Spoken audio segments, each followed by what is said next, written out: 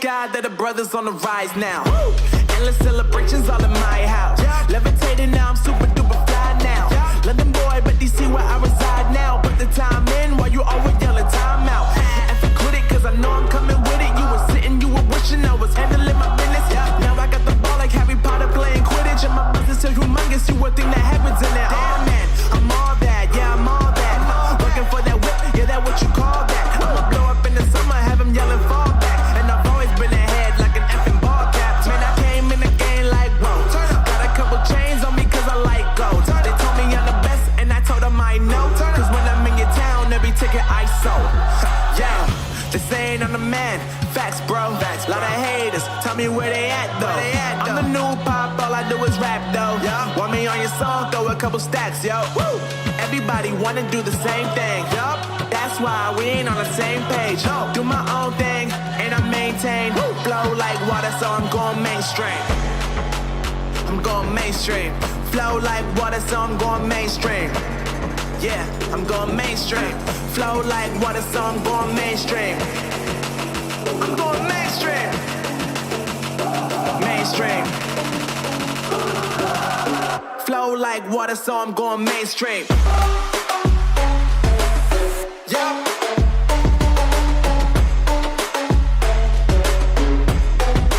I'm going mainstream. Damn. Flow like water, so I'm going mainstream.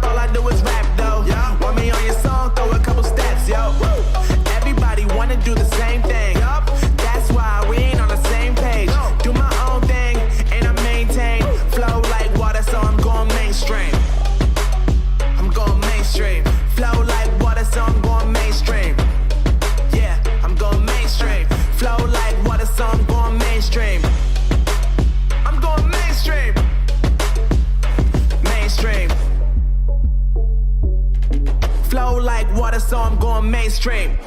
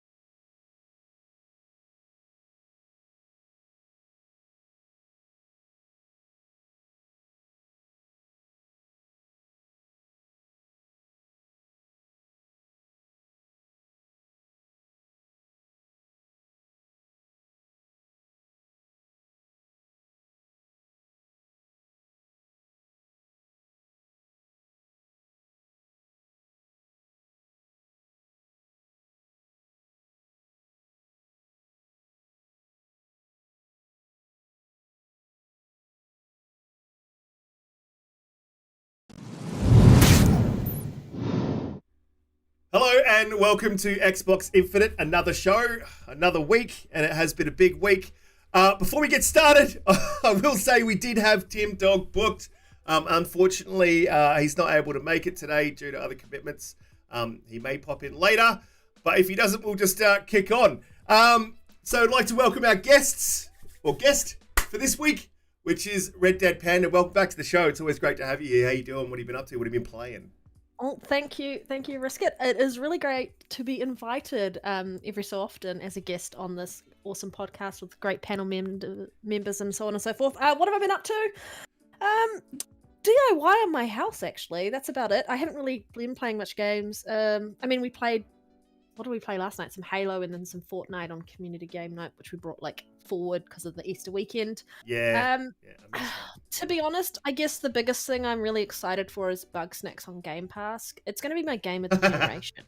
Oh, great news awaits. Yeah, that's it. It's In the 120 FPS mode, it's got to have that. I know it's something that yeah. Jack's been waiting for. Other than that, this morning I had my Gamers Initiative podcast with Elite Game Guru and Astray Gaming, and hopefully get one of you guys on as some guests later on. But yeah, that's about me.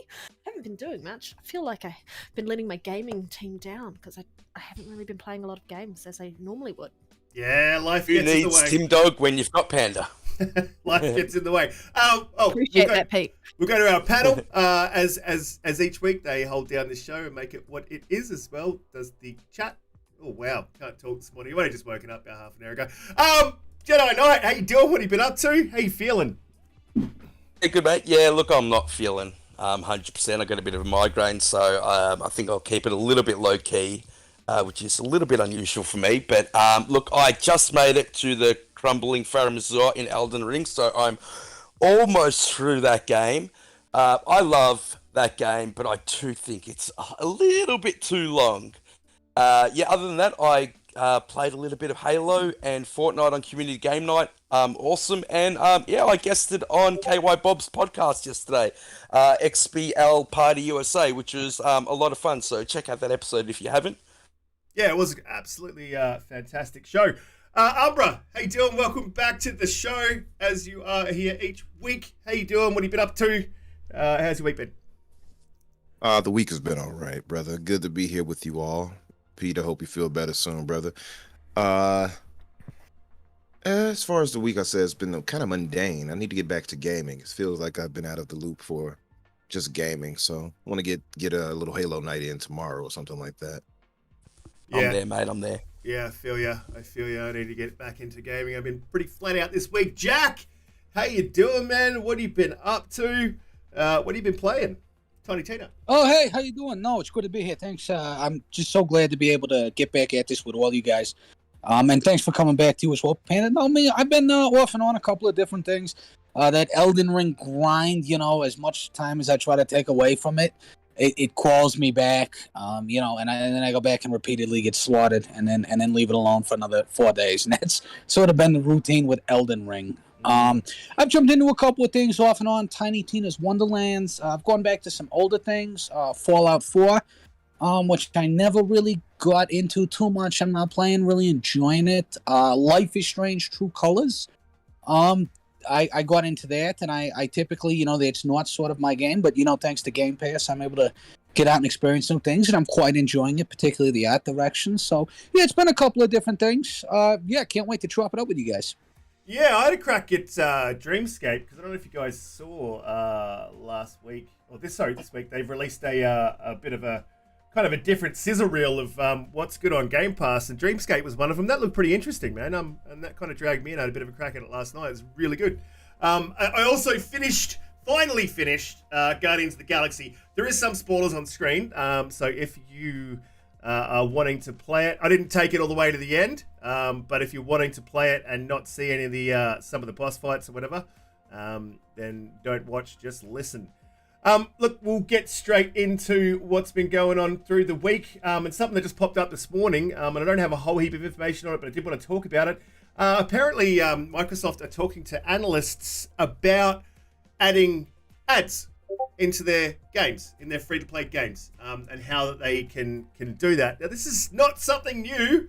There's been a lot of discourse on Twitter this morning, where there's a few hooved fans taking shots at Microsoft because they're talking about ads. I mean, you look at Death Stranding, that's got Monster in it. It's like one of the massive advertisements. You brought up a couple as well, Umbra, in the green room that we were talking about. So I'll go to you. But this is not something new. As long as it's done right, done tastefully, and doesn't interrupt the experience, I'm fine with it. Umbra, how do you feel about it? Yeah, no, same here. And I posted about it on Twitter. The big thing is the implementation, right? Like, as long as it's not obtrusive and it's not like ridiculous and over the top, nobody should really have an issue with it. And like you said, it's a long time thing. It's not like this is new. I mean, I think if you go back to the TMNT arcade game, or maybe even on Nintendo, they had the Pizza Hut signs and stuff like that back in, on the walls and such, where you get your pizza. Or they had a few years ago, even in Final Fantasy 15, they had the cup noodles and all those types of things. Mm-hmm. And of course, we all know, of course, about Death Stranding and the Monster Drink. So, I mean, you can even go to Nintendo. They had it too, like with the Mercedes-Benz and such, and advertising Mario Kart. It's nothing new. People, of course, are going to try to console war it and turn it into something more than it is. But for me, as far as it goes, it's the implementation. And this is also not the first time Microsoft has talked about doing this. I remember them talking about this.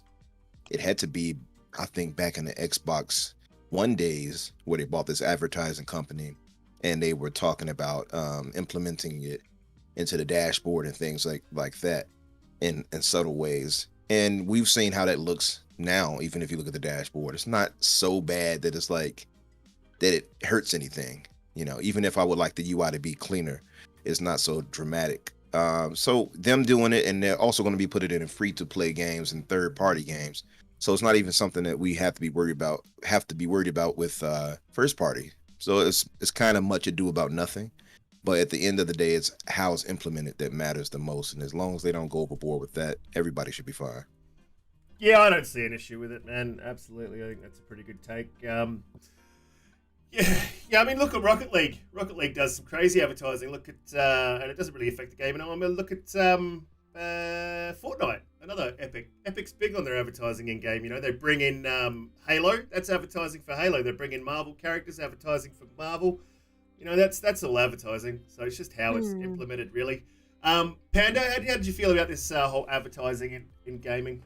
It's part of the. I think initially when I saw the post, I was like, oh yeah, okay, well, what's that going to look like? And I was like, as long as it's nothing like what happened with like 2K and all of them who've been doing it, and it's pretty disruptive to gaming.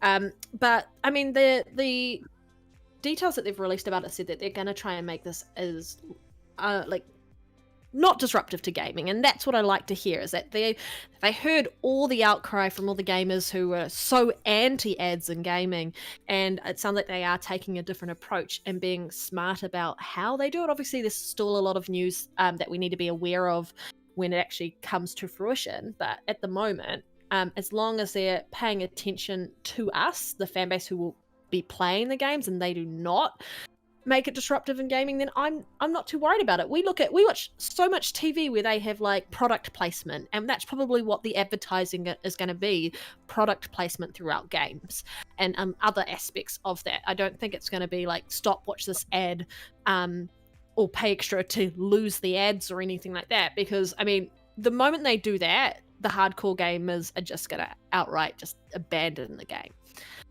So I think the approach and the fact that they're talking about the fact that they're looking at how to make it not disruptive is important. And as long as they keep that open dialogue with the gamers, I think then we shouldn't have a problem. And to those who are kind of making it sound like the sky is falling, take a deep breath and realize that Xbox and Microsoft have been looking at ways to keep the gamer at the center of the experience and take away barriers from gaming. And adding ads in a disruptive manner is putting up barriers to gaming rather than taking away those barriers, and that's not what they're trying to message. But they're looking at other ways that, because gaming is taking off, hugely taking off around the revenue and such, so they've got to look at ways to kind of monetize that and offset, so Game Pass continues to obviously be a success as it is, until they get that massive subscriber base. But yeah, I'm not too worried about this. I initially looked at it and I was like, oh, I don't know. And then I read a bit more about it and I was like, oh, well, it's no real big thing to me. As long as at the end of the day, I can game the way I want to game, I don't give a shit. Yeah, fair enough. Yeah, well said. Exactly. Pete, how you read this morning? How you feel about it, man? Not worried?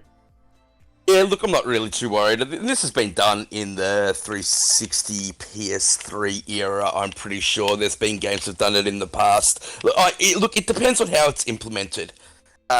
Say in a game like Cyberpunk, where the whole city is covered with billboards, if they choose to do a real-world business that, wants to advertise there, it's fine. If they sort of turn Nuka-Cola into Coca-Cola, I'm fine with it. So I do I do worry that it will be thrown in your face. It all depends on how it's done.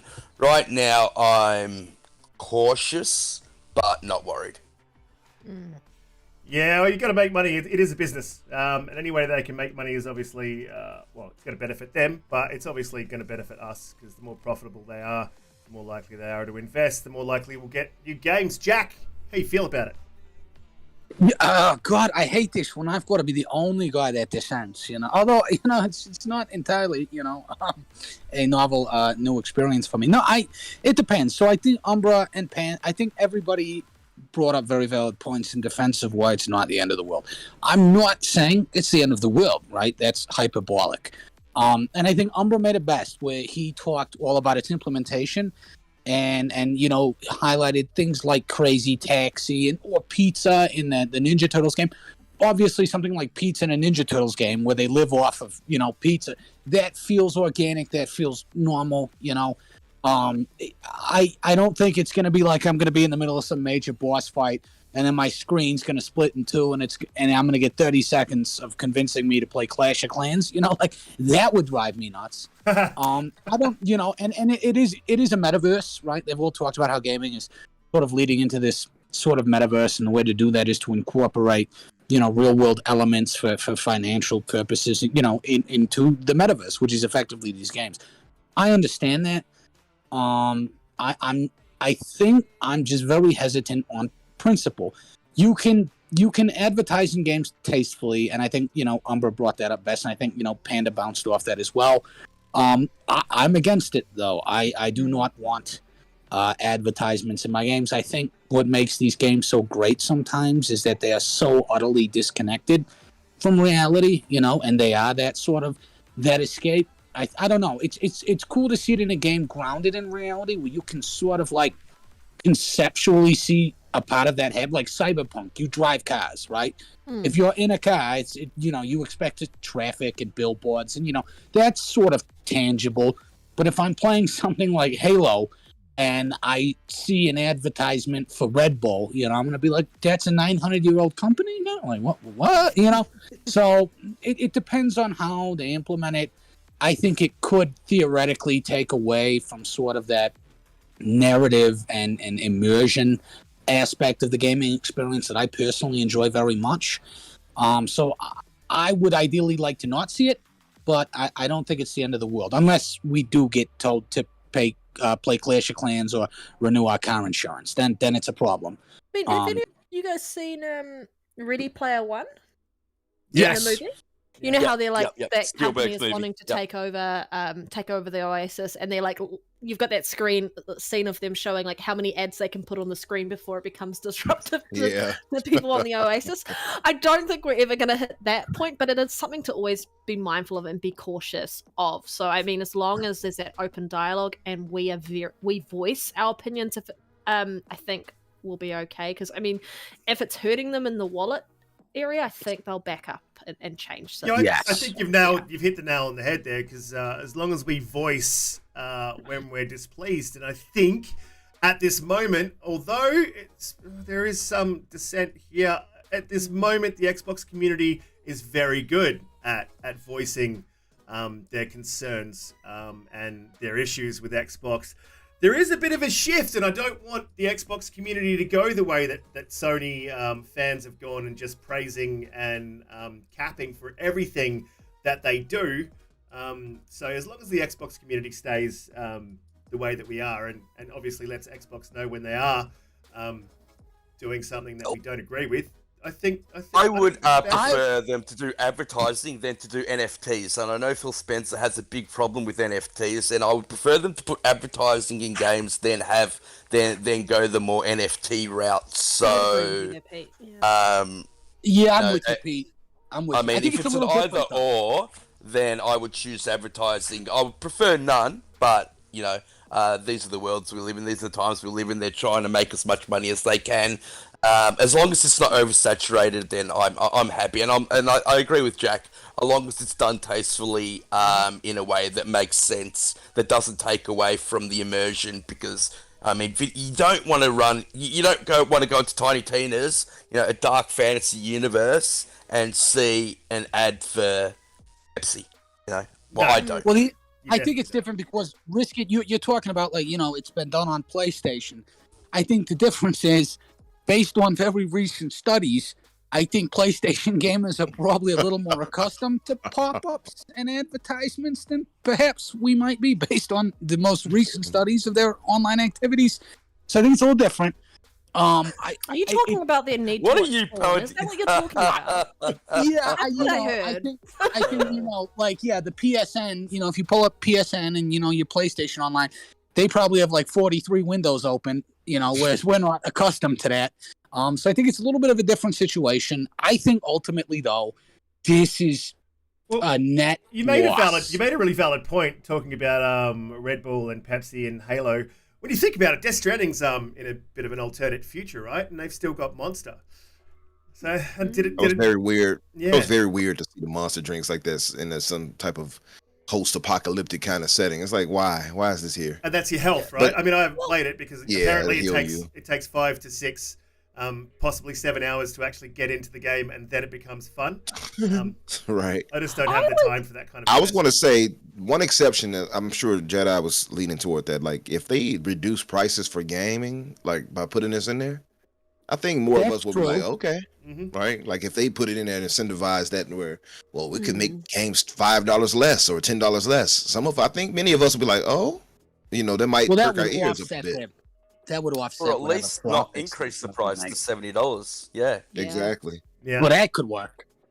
But I mean, like, I'm used to like watching developers come up with these new ideas and these new like products in their game, and then that going over into merchandise and like gamers getting on that hype train as well. So, because like you've got like all the different, I'm trying to think of what's the energy stuff in Sunset Overdrive and all the Oh, it is. Oh, yeah, merchandise Yeah, that's it's like come out of Camel Cola the or stuff that they something, make yeah. in games. So as long as it doesn't kind of take away from that aspect as well, because that's what I like is like you get really hyped on a game and then they've got something in there and then you can go out and buy it in like a merch store or whatever. So that still needs to be there. If that doesn't get overshadowed, then I'm a little bit more on board with that. Yeah, look, absolutely. C-Steph there said, C-Steph said, I'd rather NFTs than ads because NFTs would be placed in stores. I don't want NFTs. I don't think anyone. agree with- I think he's wrong about with them him. being placed in store, though. I think they'll figure out a way to make it in-game NFT access instead, so it'll still be just as disruptive. Yeah, I just don't like the whole thing, and I think we've already got a model that that we use for that. Look, we'll move on to the next subject, but before we do, if you've just joined us, this is Xbox Infinite. If you are new here, please hit that subscribe button, hit that bell to know when we go live, and if you're liking the show, please hit the like button. We've got a whole lot of new people in the chat today, which is kind of cool, and a whole lot of long-time supporters. So Michael, Pico Trek, Mav, Dauntless Dragons, new here, Boba Fett, thank you. Palpatine, as always, Sensei's Thoughts, how you doing? NY, there's a whole heap of you, and I can't scroll as quick as I can talk. It's C Steph Dub. All you guys, absolutely fantastic. Thank you for coming every week and supporting us. We'll move on to and Retro Nerd. Thank you, Umbra. We'll move on to the next subject, which is what the title of the show is this week. Xbox working on a new chip for the Series X. There's some rumblings that this is a Pro, and I think it was Grub or someone from Windows Central that was saying that that's not this. They're always working on new chips. They're always working on ways to make things cheaper, and this is apparently a new chip for the Series X that's just a smaller version, and so that they can basically pack a lot more power into a smaller package. And we've seen slim iterations through just about, I think, since the 3 we have. And Xbox 360 had a slim version as well. I think that's where it started. So we've seen this like all through the generations. It's nothing new. But look, if it is a Pro, I would say that I'd be pretty disappointed that they haven't leveraged the power of the Xbox Series X to begin with. I mean, there's that much power in this box that has not been leveraged yet. There's no need for a Pro. I obviously disagree with that point on PlayStation, just because of the lack of API features No. and the lack of RDNA 2 features that are available to them. We do have that as a topic later on. We might fold it into this, but I'll go to Pete because I know Pete absolutely disagrees that they will do a PS5 Pro, and I'd say you 100% disagree that they would do a Series X Pro. Yeah, look, I can't see them doing a Series X Pro. I think this chip is just to reduce, like they always do. They always release a slim or something to reduce the amount of silicone, especially in the world we're living in now where you can't get enough silicone to build what you need to at the moment. So I think, they're just basically trying to make a smaller chip, which means that you won't overheat as much, which means you can reduce the heat sink, which means you can reduce the form factor, which means you can reduce the price. And that's good for consumers. So that's what I think it's about. I can't see them bringing out a Pro. I've said this before. We haven't leveraged even a quarter of the power of these boxes. We're still seeing cross-generation games. That's why I'm looking forward to Starfield. Not only that it's their first IP in 25 years, it's going to show what a game that is purely built for next generation is going to look like. In terms of PlayStation, I don't know what their thoughts are. They have lost the power narrative, and I know that was a lot of the reason why Phil Spencer decided to make the One X, and also because 4K TVs became the prevalent TV in society, and they wanted to be able to, put that 4K sticker on a box. So that was important. I don't think we really need that this generation. Will PlayStation go down that route? I'm still doubtful. I don't think they will, and I've said that on the record, and I'll stand by that. Yeah. Look, I think it's becoming more and more likely, but I don't think that any of us can make a solid judgment really until we see what next gen really is, because we haven't seen next gen yet. We've just seen Exactly. Jack. Yeah, we'll go to you. Do you think it's likely that Xbox is going to do a Series X? And we'll cover this PlayStation Pro thing while we're here. Do you think it's likely that PlayStation will go a Pro later in the piece? I do. I think. So I see what Pete is saying, and this is a rare time I actually don't agree with Pete. I agree with you. I think invariably they will, and it is nothing. Obviously, and I think you put it best, Risky, when you were talking about sort of the how much logistically that would uncomplicate things. The ability to do more with less, and technologies. I mean, we're rapidly approaching a singularity, technologically speaking. Obviously, it's innovating upon itself at this point, or we're approaching that sort of event horizon wherein that will start to happen. So I think it's inevitable. I do. I think I see I don't see it happening in what I would call the remotely near future, because I think you're right. We've not really seen a fraction of what can be accomplished this generation so far. So it is a ways off. But I see that. But I do ultimately agree with you, Riskit. I think we will see just raw hardware innovations, whether because you're going to want to do more with less. It's more financially feasible. And I think it's inevitable. I don't think it's going to happen terribly soon, because you say mid-gen refresh. I don't know what mid-gen is going to look like, because we don't know what the beginning really looks like yet. But I think it will happen. When it does, it'll happen when supply is at a point where it's almost meeting demand, sort of, and we'll go from there. So I do see it happening. I really do. Yep, for the Series X, just to clarify, for both, you think we're likely to I see... do, for both for a PlayStation. Yeah, well, I think PlayStation, obviously, we're not unaccustomed to hearing the sort of legacy narratives that surround a lot of the PlayStation fandom, which is perfectly normal. It's got a great history behind it, and obviously they're going to innovate too. Competition this generation is nowhere near what it was last generation. Microsoft is certainly... it's using its Titanic, war chest to really get in the ring with Sony this gen, and I think that because of that, they're going to have to call a few audibles and sort of modulate their game plan, how they go forward. But I think it'll happen for both. I think another reason why I don't think it'll happen for Xbox is they've already got 2 SKUs. They've got the S and the X. that is true. That does complicate things. That complicates. Yeah, it really does. It complicates it further. It makes it more difficult for developers. You'll have to develop for 3 different SKUs. It's difficult enough at the moment to develop for 2 plus cross-gen, but cross-gen will be gone by then. But that's another reason I can't see it being done on the Xbox Here's side. the thing with the Series S that I think, and it's C-Steph again, great comment. He says PlayStation will, due to their system being too big and a longevity issue, it was more design focused than power focused like PS4. Xbox will only with the Series S. I think what will happen is they'll drop the Series S.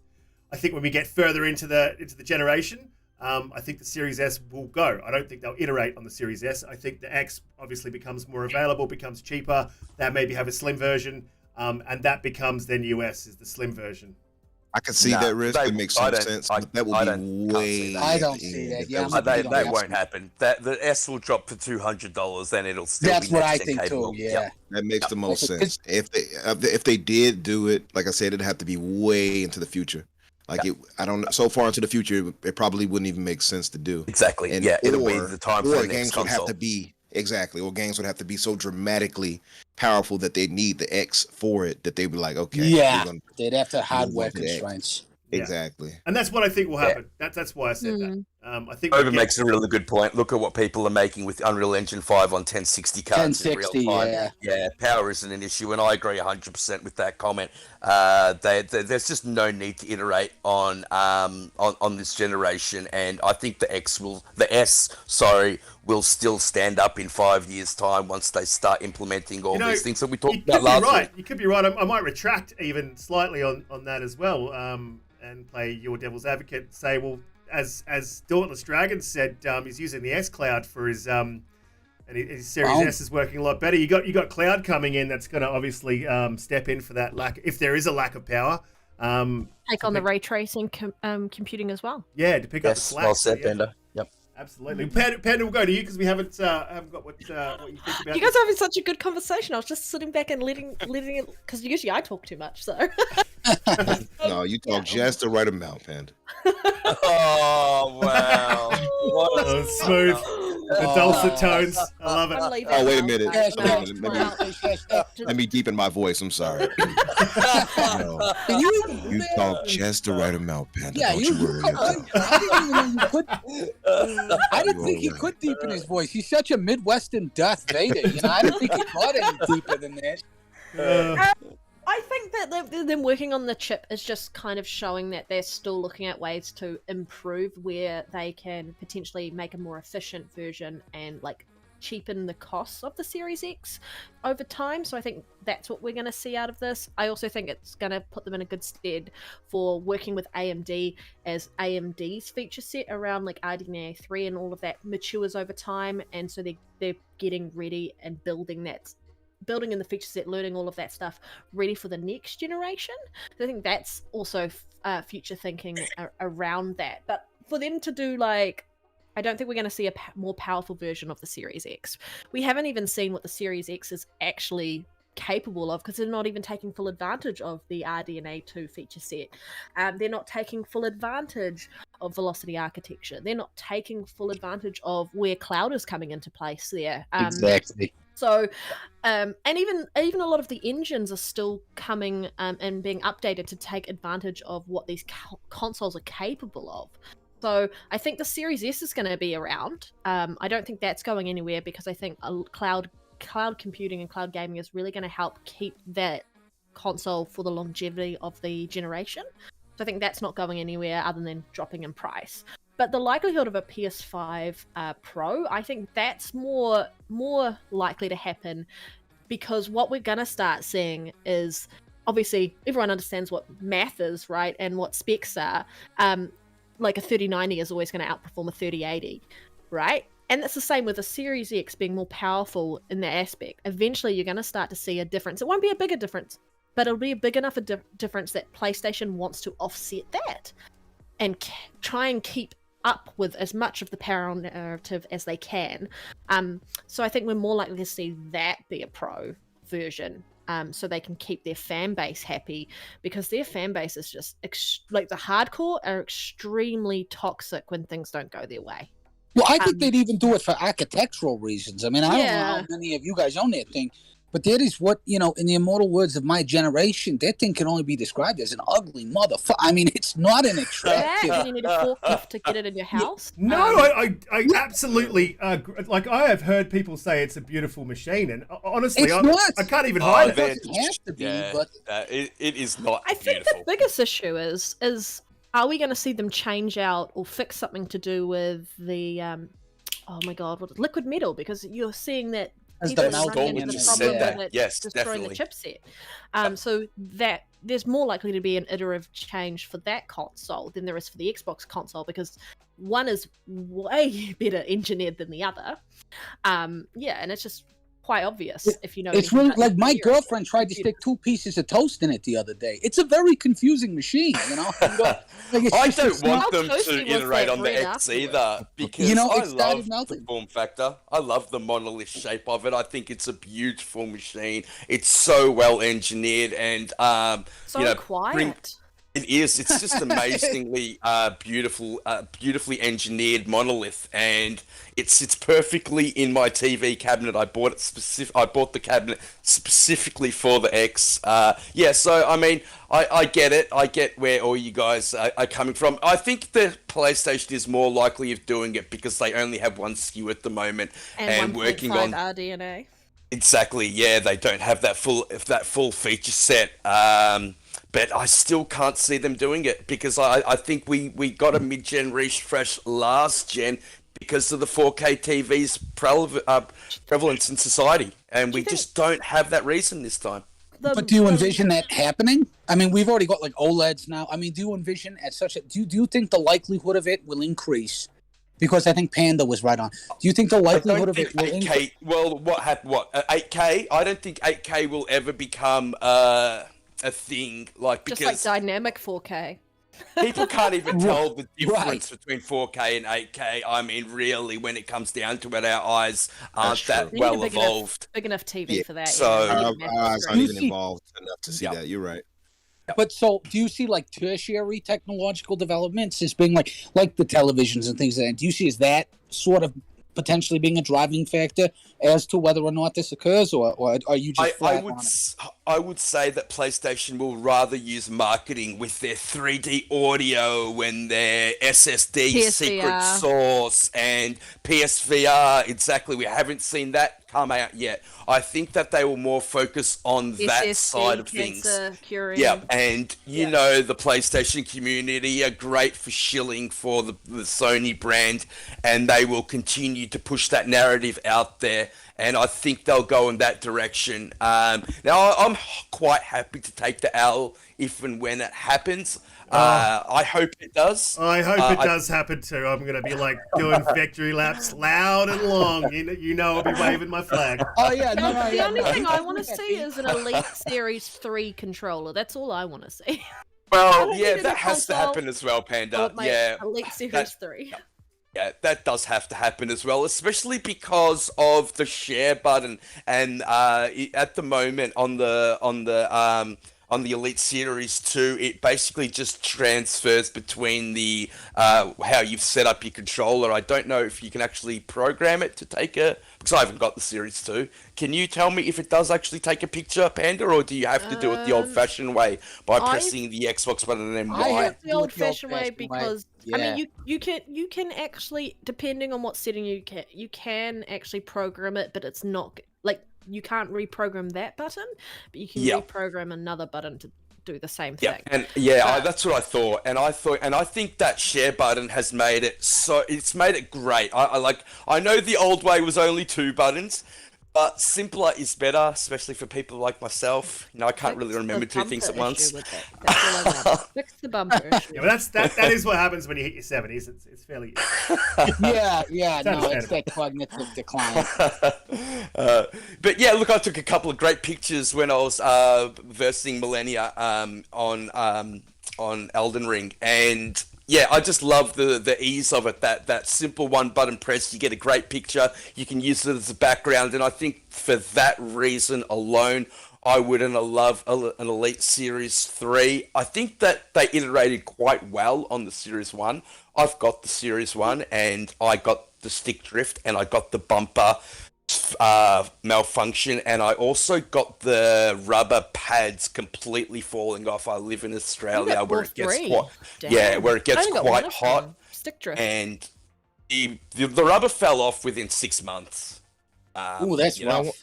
I want to point out, by the way, the series controllers definitely have that one button press where you can capture things or hold, and capture video. Slight change in even though they've just made it slightly smaller, the slight form factor change around it, even though it's minute, makes a huge difference. And I think I agree with that. Yeah, it's great. It's like having an elite version of the series controller. Oh, gonna be amazing.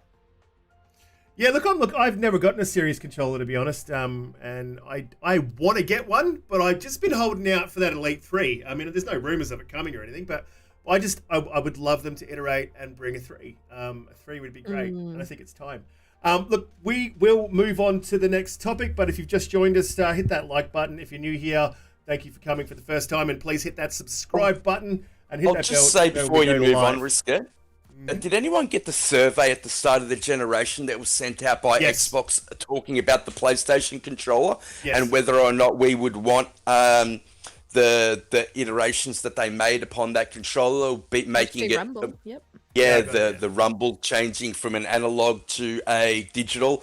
I actually think the Xbox controller is perfect, and I don't think people quite understand how quickly the battery runs out on the PlayStation controller. It's absolutely infuriating, especially with that short cord. It's just ridiculous. I don't want the new triggers, but I would like more defined HD like rumble. I would like that. We've still got the rumble in the triggers, but I would like it to be more. I don't see.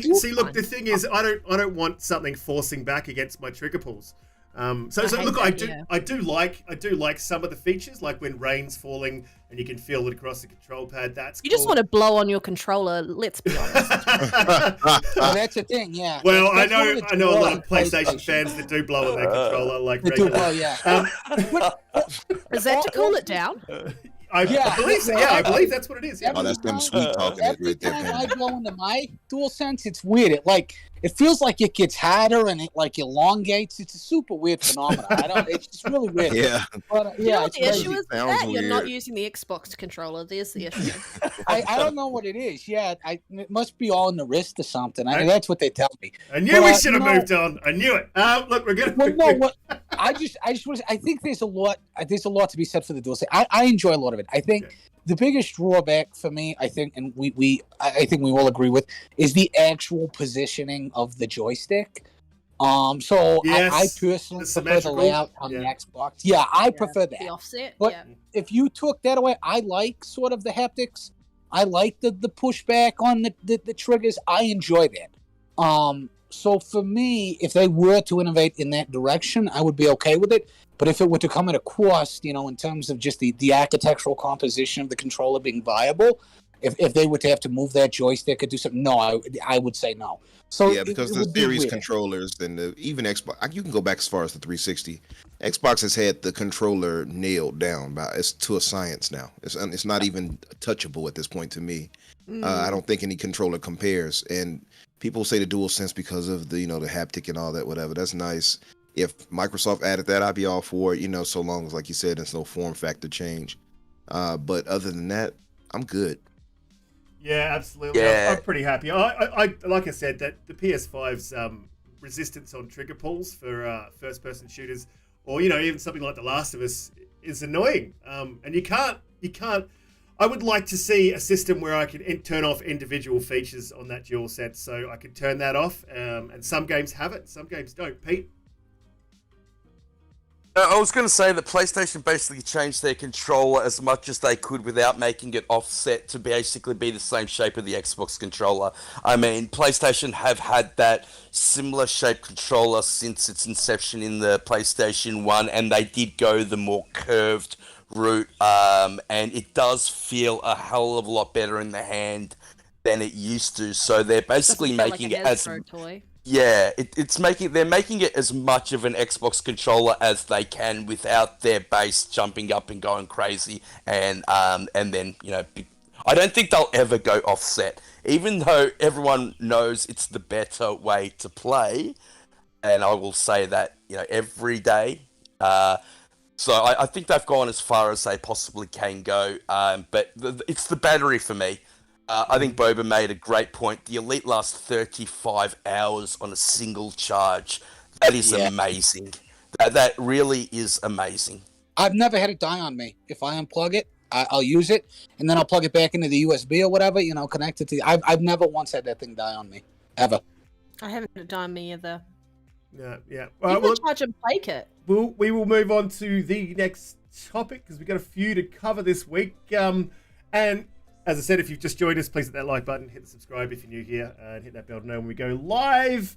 Witcher 3 update on the XS was strangely delayed because it was only a month ago or so that they actually announced a date for The Witcher 3, which I think was later in the year, towards November, December area, or September or something. And now it's been delayed until further notice. So this is pretty upsetting because I've actually never finished The Witcher 3. I played hours and hours of it, but I never finished it. And I was kind of waiting to go back and play this with the full update. It's a bit disappointing. And I wonder if it's got to do with them switching over to UE5. I mean, obviously, when you switch to UE5 and you're building a new Witcher game, you've got to pull assets and bring everything into the new engine, and that would take a lot of man hours. So it's a bit upsetting. Red Dead, are you pretty upset that they've delayed it?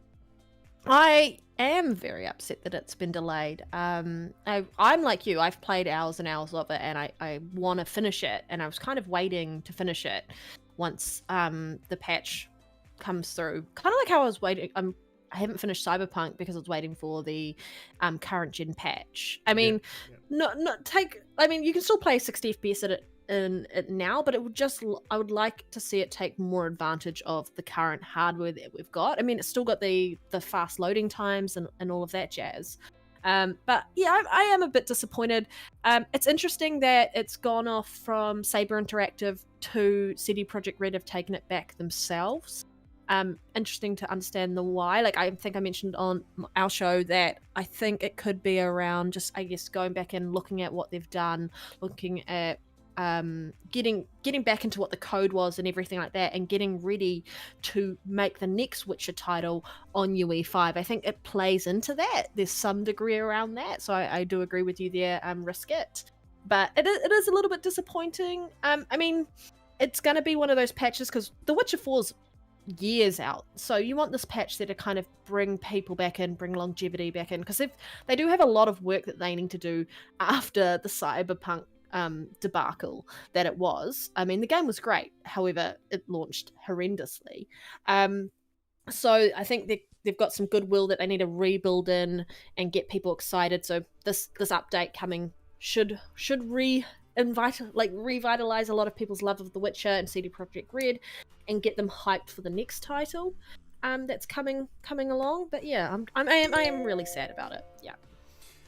They could also launch it alongside Season 3 of The Witcher on Netflix. I think that would be a good way to do it. Yeah. But I was on the podcast yesterday, and KY Bob pointed out that it's actually been made by a Russian developer, the update, and that's why that they've brought it back in-house, and that's why it's going to take longer than usual, because they're no longer be using those people. That's what I heard. I'm not sure. I think Michael just pointed that out as well in the chat. And that is why the update has been pushed back indefinitely from what was meant to be second quarter of this year. And I was really, really looking forward to it too, guys. Yeah, I was really looking forward. I wanted to see what, the Red Engine was capable of. But unfortunately, this is the way of the world. Yeah. War, is it never a changes. horrible thing. Yeah. Well, it sucks. Does anyone else want to speak on The Witcher? I've never. So we discussed it. I think it was 2 weeks ago, and I think you all kind of beat me with clubs, proverbially speaking. I actually have never played The Witcher 3. I was very much looking forward to this. I've been holding off, the whole, because I know how beloved it is, and you guys Same. always speak highly of it. So at this point, I think that's probably going to be something I'll jump into right now. There's no real incentive to wait. You all know my nefarious conspiracy theory on CDPR. So I think there's some other stuff at play there. I guess, the only thing I would say about it was someone that never played. I thought that would sort of be the definitive experience for me. And all of you even encouraged me to just kind of hold out and wait for it. I would be curious then, would you still encourage me to wait for it, or would you say just go for it? I would. Go for it, mate. Yeah. I would, it still runs at 64K. It's beautiful. It still stands up today. I was talking about the Red Engine last week when we were discussing Unreal Engine 5. The game is beautiful, Jack, and although the game's beautiful, you're playing that game for the story. As much time as you set aside for Elden Ring, set as much time for The Witcher. It is to complete it to like 100%, over 400 hours. Yeah, it takes that long. It really does, mate. It is huge. And That's just jump into it. That's kind of why I stopped Just playing it, jump because in. I had some life stuff happen while I was in the middle of playing it. It wasn't because another game came out or I got bored of it at all. Some life stuff depends. happened for me, and I had to stop playing Elden it. Ring. I'll say Unlike this: it Elden depends Ring, on you where- guys, though. Yeah, it depends how you play it. If you want to just kind of go through the story and maybe do a side mission or two, it wouldn't take as long. I gotta do all the side missions before That's I get me. remotely near that. Yeah, I even see That's me. Palpatine in the chat telling me to go for it. I think that seems to be the consensus. I You think should go for it. Absolutely. To me, it's one of the best games ever created, and one of the top games of 8th gen, tied with RDR2 for me. Definitely. I'm going to wait because I've already played through probably about 3/4 of the story. So I'm going to wait because I want to see what they do with the patch. But maybe I won't. We'll see what happens. We'll see what comes out. We'll see if we get Redfall. We'll see what happens in June. But something I was going to say, unlike Elden Ring, where the gameplay gets you to go along in that game, it's completely narrative-driven game, Jack. And some of the side missions where you think they're absolutely nothing turn out to be spanning, and they're just great. Giant conspiratorial conclusions and all that. Yeah, and it's amazing. So you definitely don't want to miss out on the side missions. Some of them they're the best side missions ever in game. Hey Jedi, would you believe I saw somebody claim that, and it's a check mark on Twitter, by the way. He claimed that the side missions were boring. I couldn't believe it when I saw it. If they've got a blue check mark, then I'm definitely not going to listen to them, mate. The side missions in Cyberpunk were really, really good. So I love. I like Cyberpunk too. At the beginning, I loved it at the outset. I loved did it at too. the outset too. Yeah. Yeah. Okay, the look, DLCs are just as good. They are I full agree. games in of themselves. I think one took me 40 hours and the other one took me 70 to 80 hours. I mean, that's how, Loved them. and that's just the DLC. They are amazingly well done. yeah, And that definitely. game is so good, by the So way. they're not as- I bought it twice, physical and then digital. So they're not as good as Yeah, Miles me too. Morales? Is that what you're saying? Well, that's what I'm saying. Yeah, Miles Morales took me 27 hours to beat. Oh. Yeah. Less than that for Yes, me, I and think. Palpatine pointed out a great thing, that your choices generally affect the ending, and they actually do. Yeah. Yeah. Okay. We will Yeah, move I'll on. jump We into will it, move Jack. on to Diablo 3 actually did get its patch. It actually was supposed to have had a Series X update and a PlayStation 5 update for quite some time. It is patched and it now runs at 4K 60. So Panda, I know that you are a Diablo 3 fan. I think you're playing through it at the moment, or have you finished it? But it's got the patch. What do you think of Always it? playing it. I read that it doesn't start till the next season 26. Almost as old as me. From what I found, what I was reading into it, because I did not realize this, was the Series X does not run Diablo 3 at 4K like No, the it's 1X 1080p, version. yeah. It runs the 1S version. I was like, what? How is that? How does backwards compatibility work there? It was really weird. I love Diablo, and Diablo 3 is just a really easy game. I've got like I think over 500 hours in it. Yeah, I'm excited. I loved playing it in 4K on the 1X, and any excuse to play any game at 60 FPS. Because like I said, I can't play games at 30 anymore at all. And I think it's going to be a nice little patch to kind of get people through while we wait for Diablo 4, because I think that's not coming out anytime soon. Maybe Yeah. next year, fingers crossed. But I think Well, that's it's ambitious. Yeah. You think it'll be next year? 2024, Mm. maybe. Because I think they're holding things off because of finding out what's happening with the actual acquisition with Microsoft and Activision Blizzard. I think that's point. gonna Yeah, it impact is next things. season. You're absolutely right. Yeah. Yeah. Bang on. So I didn't notice. I mean, I didn't know that it hadn't been patched, and I just made the assumption, like everyone else would, that it would have been the 1X version it was running. So I will jump in and play that again when the new season starts, because I genuinely jump in and play season to season because I love that game. I always play the same class, same build. It's my favorite build. What do you play? I always play Crusader, and I always play the Blessed Shield build. Yeah, it's really OP. Yeah, I played Monk. Yeah. Mm. You played as the monk, huh? That's the very like Yeah, polar I opposite of you. I was gonna say I Yeah, can see I know. I can see why you do that. Totally That's, I see it. Yeah. Yeah. Look, we'll move on from Diablo. It's just a little small topic. But this is you kind of not a uniquely Australian topic, but it is an Australian topic. So Sky News, which is owned by Murdoch, who is an Aussie, is launching an attack on the ABC. He was not launching; he's been attacking the ABC. Which, if you don't know, if you're American, that is the national government-supported. It's subsidized, right? TV With taxpayer channel. dollars? Yeah, it's funded completely by the government. Okay. And Gotcha. they've started a gaming YouTube channel, look, which isn't great. It's the greatest channel. But I support things like this. I love having I think it's great that the government's own ABC channel is working to look into gaming, to give something to the community in that area, because not all of us obviously are into the things that you would normally see. I mean, they used to have a show called Recovery way back in the day where they did music and what was going on in gaming, what was going on in movies. It was just a really kind of young, hip, cool thing, and they haven't really had anything like that. And Sky News is launching an attack on it, and I think that's just absolutely disgraceful. And I wanted to bring it up, and I don't know if anyone's got much to say on it.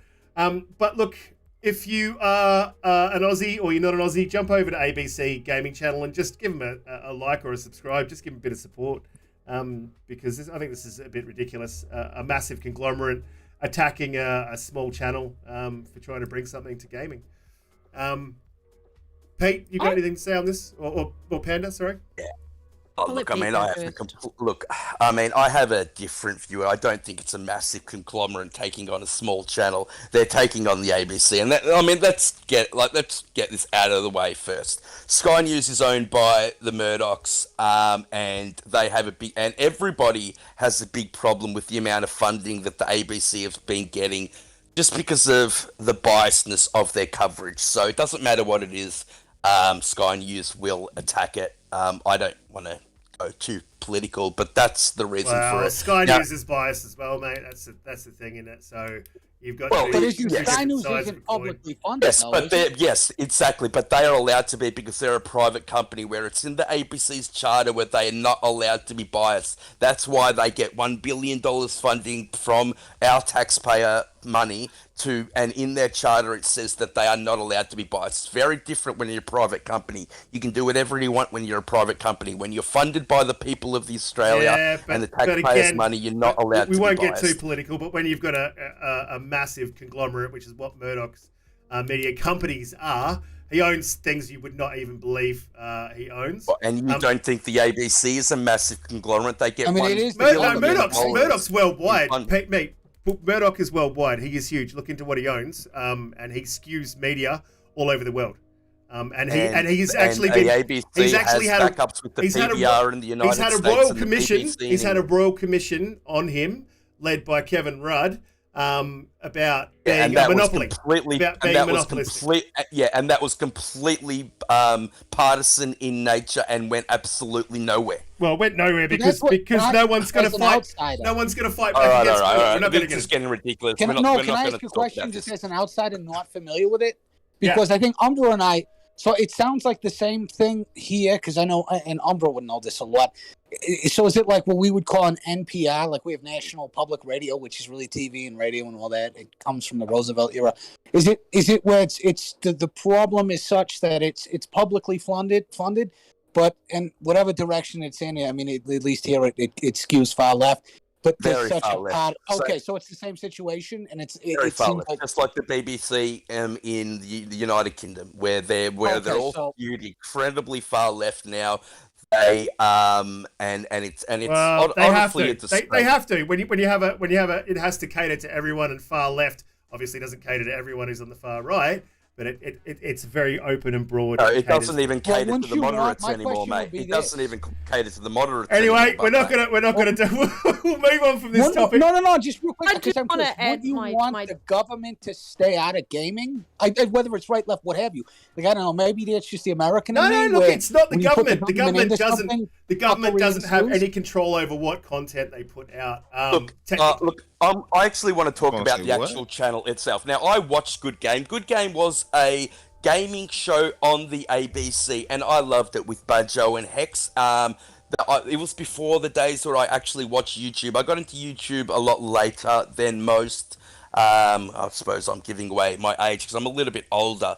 73. 74. I loved watching Good Game. I loved watching Banjo and Hex. That was the way I got my gaming news. That was on the ABC, and it was fantastic. And if the ABC want to put out another show on their channel about gaming, then great. But the problem is everybody left Good Game, and nobody started watching it because they pushed so far left. And they didn't cater to gamers anymore, and so they weren't able to keep it commercially viable anymore. Then they went to Good Game Spawn Point, which was focused on the kids, but kids don't really watch TV anymore. And so I'm fine with it if they just want to do a normal show like that, but to put it on YouTube and to have it governmentally funded, I just don't think that is the way to go.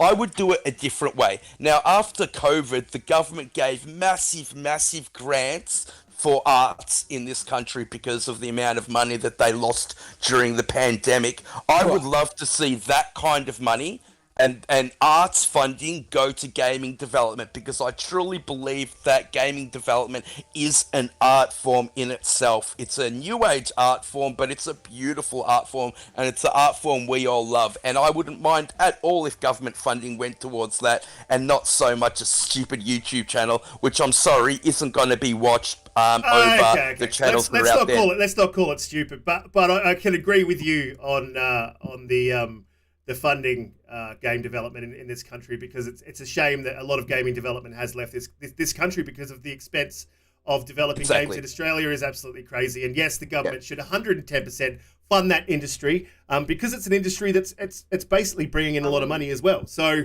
it's an industry that could become viable if it's funded from the groundwork. I agree with that. Industry that makes more money than music and movies combined. I definitely disagree with you on the YouTube thing. I think it's a great idea. I think if they can bring in the subscribers and they can bring in the views, they can make money and become a viable channel on their own without having to be fully funded by the ABC. But Panda, you wanted to speak on this. For me, it was kind of interesting that this was like, I only found out about it when you guys sent out the topics. But like, why is it such a big deal in the sense? I understand where you guys are coming from around what's that going on, but as gamers, and people who don't necessarily know, like who are casual and don't really know where to go if they're watching something online about it, and then it comes up as a gaming channel, it might be a way for them to figure out or like learn what's going on in the gaming industry and hear it from gamers and so on and so forth. Because I only looked at a little bit of the content, but like the gaming industry is growing massively, and I think companies are looking at ways to get a piece of that pie. And so this just looks like it's another way for them to do that. It might not be viable. It might be a waste of money, but I mean, you live and let learn. And it might mean that something better comes out of it in the long run. Yeah, I guess it's just wait and see at this point, because I think a lot of what's happening in the media is just a whole heap of the sky is falling. We don't have enough information. We don't know how this is going to impact, and then people are just kind of trying to put negative aspects on it and get people to kind of change their opinion or their views, and everything's become overly politicized, and I think gaming is getting caught in the crosshairs of that, and it shouldn't be. Oh, it always has gaming been. is meant to take away I'm from 100% that. with Always you. has been. 100% right. I think well, I'd be curious what Umbra, because I'd be curious what Umbra thinks, because unlike the four of us who definitively have shown our partisan colors, Umbra's very centrist. Umbra, I'd be curious what you think of this in terms of, obviously for us on the domestic American front, with the NPR situation. What's your take on this? Do you see it more like, because I know you're a lot more middle, you're very centrist. I'd be curious what you have to say on it. Well, I'm more toward the whole point of keeping government or politics out of gaming in general. Yeah, so I agree with that. Yeah.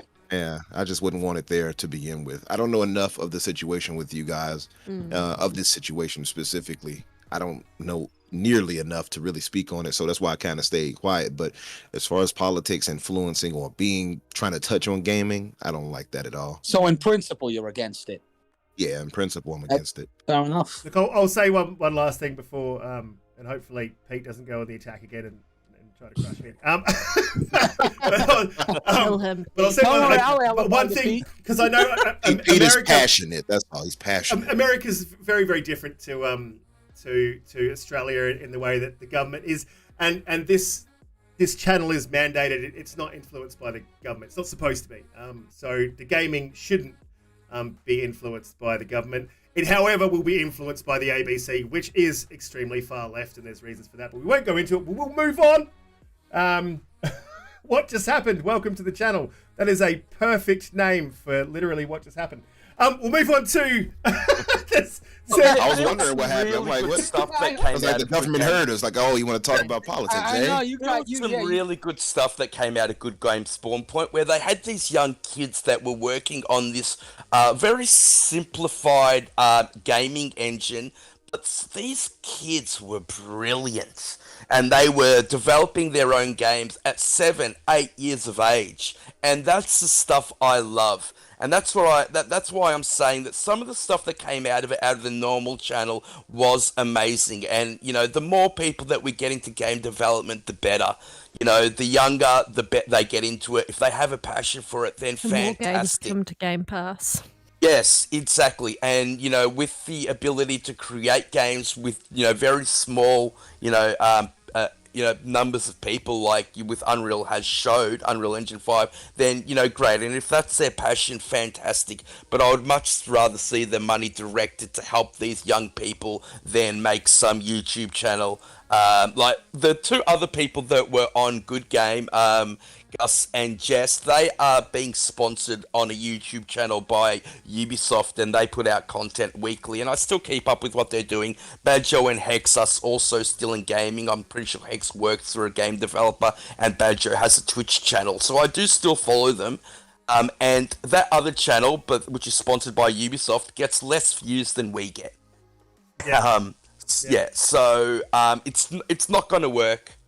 It's a waste of government-funded money, and it could be spent in such better ways, helping these young kids that have a passion. Let's just go with it. I really think we should just go with a suck it and see thing, but I'm going to move on because we're going to strongly disagree on this, and I don't want to get too political because this is exactly where this will go. So we will move on. No, we're moving on. So if you've just joined the channel, this is Xbox Political Infinite. Please hit the like, subscribe, hit that bell to know when we go live. Look, we'll move on to this is the topic of the week as well, guys. So this is something fun that I wanted to get into, and a lot has happened, and something recently just happened that Umbra has posted in our chat down there. So Certain Affinity have announced a few things. They are deepening their relationship with 343, and they've been entrusted with obviously what we think is a mode. And from what's being said, they've been working on that for quite some time. They also, there was a tweet by Fazian Shikan, or I think it was by, I can't remember who it was by, but they said that Microsoft should buy Certain Affinity. Now, the CEO of Certain Affinity liked that tweet, so that's a bit of an interesting...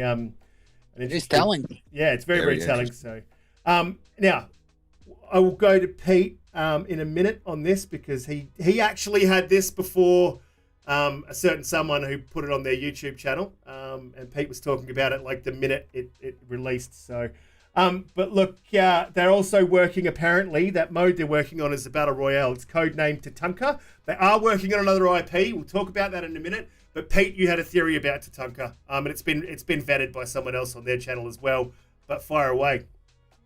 Yeah, so as soon as this news dropped, I remembered back when I used to watch WWE, and I remembered that Tatanka was In the a 1940s? WWE wrestler. And the reason why I knew him is because he was the new Ultimate Warrior who I loved when I grew up. Tatanka was famous for, I think, in about 92, 93, for winning the 40-man Battle Royale. And so you put two and two together, that's the code name for the next mode that Certain Affinity have been working on for 2 or more years now. So, yeah, there is a 40-man Battle Royale coming to Halo Infinite. It was a free-for-all Battle Royale, so it wasn't team-based, it was every man for himself. So I think that puts to rest any questions of a Battle Royale coming to Halo Infinite. And I know that, and I was one of them, I was one of those people that were wary of a Battle Royale because I want Halo to remain, true to what it was, but I've actually since changed my mind. And I would love to see a Battle Royale. When you look at the Twitch numbers, Battle Royales are always in the top 1, 2, and 3. Yeah, that's just, you're right, Umbra. It's just the way gaming is going. And you have to play, and you have to keep up with the times, and you need the casuals there to keep the numbers up. Me and Risket are constantly fighting to find games in Australia midweek. Yes, on the weekends we can get games quite consistently. On weekdays, it is just That shouldn't happen in a first world country. No, I know what you're saying. That should not be happening. It's incredibly difficult to get games, which is incredibly unfortunate because all we want to do is play the game. So if this gets people in, then I'm all for it. Because you and I were against it more than anyone. We were, mate. Umbra That's was exactly telling right. me it was inevitable, and I laughed it off, and now he's right again. So It was interesting. inevitable. It was, yeah. You remember? I do. In fact, I even think Panda was on the show when we were discussing it, and Umbra was telling me it's going to happen. You have to make peace with it.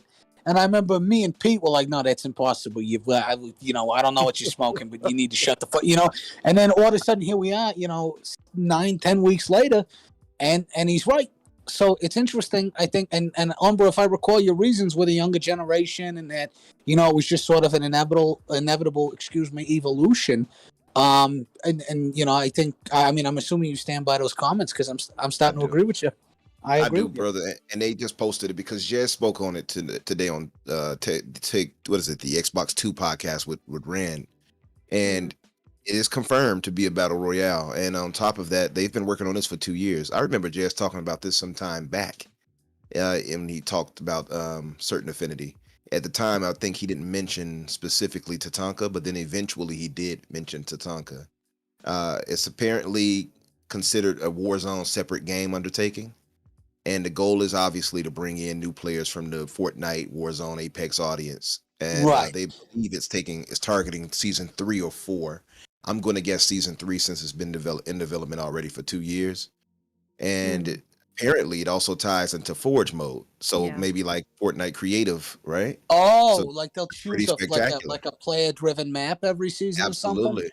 Or you can, just be creative and make your own types of game types and things like that. Because remember, this Forge mode is the biggest they've ever made. They spoke on, so Yes, I can that's see some good things coming out of this actually. And I think since we have our love for Halo and we know how it plays, I think putting it this is the silver lining I'm trying to find. At least I'm trying to come to peace with. I don't care for battle royales, and I'm more of an arena shooter player, and I love the lore tradition of Halo. Sure. But I can see Halo actually working well as a battle royale.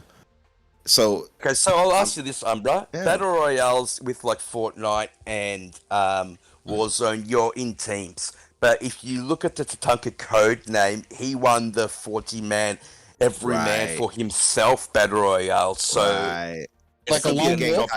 Yes. It could be a game like type, a lone wolf. So which would you prefer, mate? I would prefer if I think they could do both. Have it a game type where you do the lone wolf and do one where you're teams and the last surviving members, and I guess it just whittles down the lives. Yeah, like maybe to give you a total of like, let's say, you go to a Covenant Gulag. for 40 Yeah, seconds. You gotta fight your way out from behind you. Let's say it's like a total of 20 lives altogether, right? So it's like what's that mode we have right now Like in a Infinite where cumulative shared type mode? deal. Yeah, it's like an accumulative. What's the name of that mode we have right now where the lives are shared and once they run out, Isn't it? you gotta Yes. bring them it's back. Not, yes. It's for that medic achievement. attrition. I can't think of Attrition. attrition. Yeah, I was gonna say, Attrition. Panda, Yeah. you're the Halo expert. You're the best. Yeah. I already Halo said it. player Attrition. here, like- Oh, I didn't hear. He I'm came in sorry. behind me and said it. Yeah.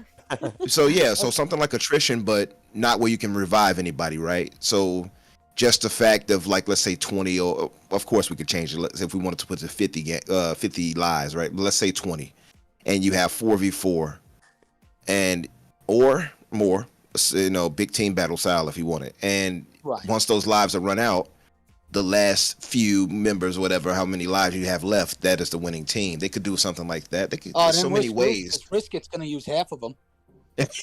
Right. Well, there's so many ways it could be tackled. I mean, really, and then they could put different types of mode, like I'm back, by the way. I heard that. objectives. Yeah.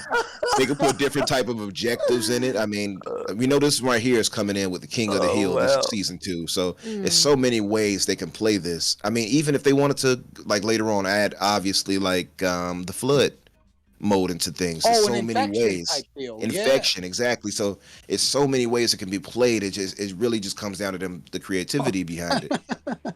I think the fact that this is something that they're working on and they're looking at the standard fan base and then what their new fan base could be. They're trying to find a balance to make sure everyone moving forward is playing Halo. Regardless of how you want to play Halo, there is a mode for you. So I think that's really important, and that's the takeaway that I'm seeing from this. And I mean, I'm not a big Battle Royale fan either, but I mean, I'll give it a go. I mean, Community Game Night will probably jump in and do something like that. But I think it'll be interesting. No, nothing bad against it, and kudos to Student Affinity for working on that. And they've always been helping out with like Halo or 343 in the past. So yeah, Are you excited for it though, Panda? I mean, you're our resident Halo expert. What are you are, 'cause, saying? like, I'm always we're on all Halo. terrible, and you're good. I mean, does it animate you? Do you find yourself like on your phone, in that off moment looking at Google? At the moment, I'm more excited for season 2 because there's a date and it's coming, and I think I'm more of the person who's going to sit back and wait and see, and then if it's done right and they tell me, like, explain everything very clearly to me, I'll make a decision then. I like to weigh things up and actually go, does this fit with who I am? I'll probably give it a go, and then if it doesn't work for me, then it doesn't work for me, and I'll just continue playing Halo as is. But I do like the fact that they are talking about Forge being involved with it as well, like back in because I think that's going to be the biggest thing around our community is Forge, and then that touching every aspect of the multiplayer. That's going to be the big thing. Yeah. I think that the biggest thing here is, and there's a fair bit of season 2 we're going to unpack as well, is how long is season 2 going to be? We still don't have, and I was hoping to have.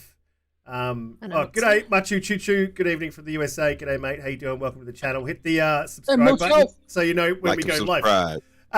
Yeah, that's a good point right there, Rick. That's a good point. How long is the season going to be? Yeah, I mean, they have avoided that question on numerous times. They have been asked point blank, and every time they haven't answered it, it's worrying. It's very worrying. The reason why they haven't answered that is because partway through season 2, they're going to launch the co-op campaign, and I think that will shut people up. I think they don't know. I think Risket's right. I think Risket's right. Yeah, I was going to say we spoke about this in the green room, and he thinks that they don't actually know how long the season's going to be, more than the fact that they, it's going to be 3 months, 6 months, or whatever. I don't think they know quite how long Forge is going to take.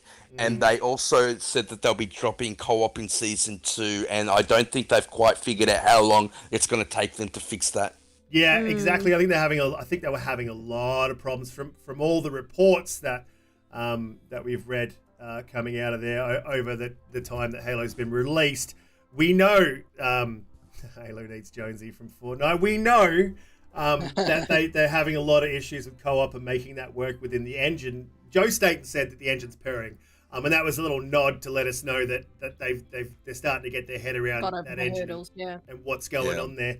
But I like exactly what Pete was saying, and we're talking about through the week that I just don't think they know. And look, I've been talking about a roadmap a lot, and I want to see a roadmap, and you don't have to give times. I just want to see what we don't know what kind of what they're looking at for the campaign, what kind of DLC that they're thinking about putting in there. We don't know if it's definitely a battle royale. We're just hearing rumors. We don't know lots of things, and I think it's probably because they don't know. What I want to see is a roadmap when they know what they're doing, and I want to know what we're getting. And that creates excitement, you know, and people probably wouldn't be giving them such a hard time if we knew what was coming. However, we do know two things that are coming, and there's two maps that came out, and they looked pretty sick. Fire. Yeah, They looked so good. Yeah, I was pretty stoked. So about good. Them. Yeah, so good. I know can't it's wait to only jump 2 in. maps, but 3 modes. Land grab, King of the Hill, and what was the last one? And they don't look phoned in. They actually don't look phoned in, because there was I can't remember his name, Pete. You know his name very, very well. He's a massive Halo creator.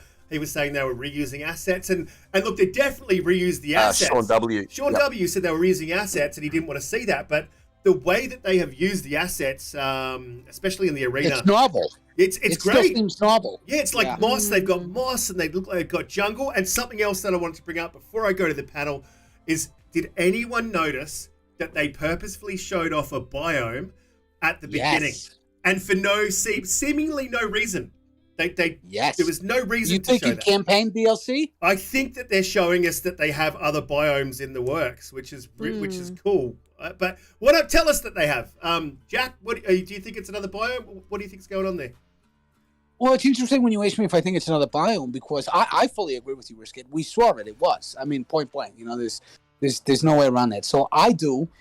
As to whether or not, I mean, most optimistically, I think, believe it or not, even more than multiplayer, I just want more campaign DLC. I was so enthralled with how great that campaign was that the minute I beat it, I was just like, oh my God, I got to have what's next. So you can't just do this to me. What the hell's wrong with you? Like, you know, so I would ideally, and I think that would be fantastic after all the controversy, to get multiplayer additions, to get a campaign extension announcement. I think that would be the biggest hammer that they could drop, you know, and ring the bell of redemption. Right, Maybe that.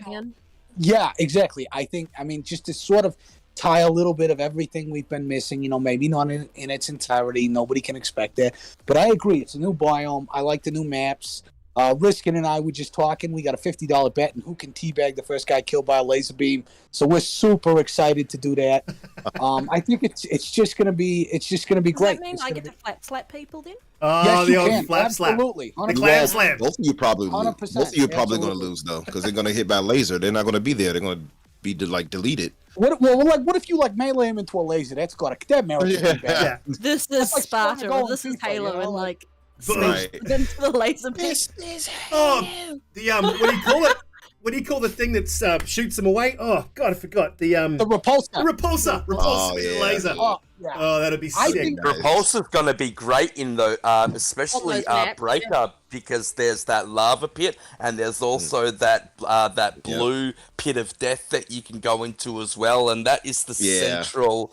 It'll play very much like old Halo maps where you need to capture points to progress forward, and whoever can take control of the map. So it's going to be a lot more strategic in nature. I love that. I love the dynamic aspects of the map. I love that laser that goes through the middle of the map and will burn you at any given time. I love that ledge that will drop, and I don't know how whether it'll be time based or it'll be a button.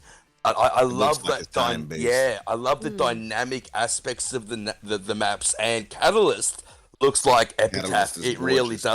does, which one of the great maps of Halo 3. Yeah. Played great. I love the verticality of both of the maps. I love that. It I really think struck out to me, yeah. Yeah, the verticality really does seem like they really do seem to be focusing on that. Catalyst looks like a much better version of Behemoth to me. because they've added in that third layer. They've added in that third vertical layer, whereas Behemoth is basically on two. Kind of see that. Yeah, on two different verticalities, whereas Catalyst's new one is on 3. And they said that when they've been playing that game, that map, they said that the new land grab mode is one of they made it basically for capture the flag. That's what they were going for when they made Catalyst, but they said that it's become a favorite amongst the employees to play the new land grab mode. And the other mode I was thinking of that I couldn't think of was Last Spartan Standing. So they're the 3 new modes that we're getting: land grab, King of the Hill, and Last Spartan Standing. So I know it's only 2 maps, but those 3 new modes will add some variety into the Especially list. King of the Hill. And Yeah, I just hope that we're able to choose those maps when they come out and not Like a just vote? and not They need to go incorporate back them. to that.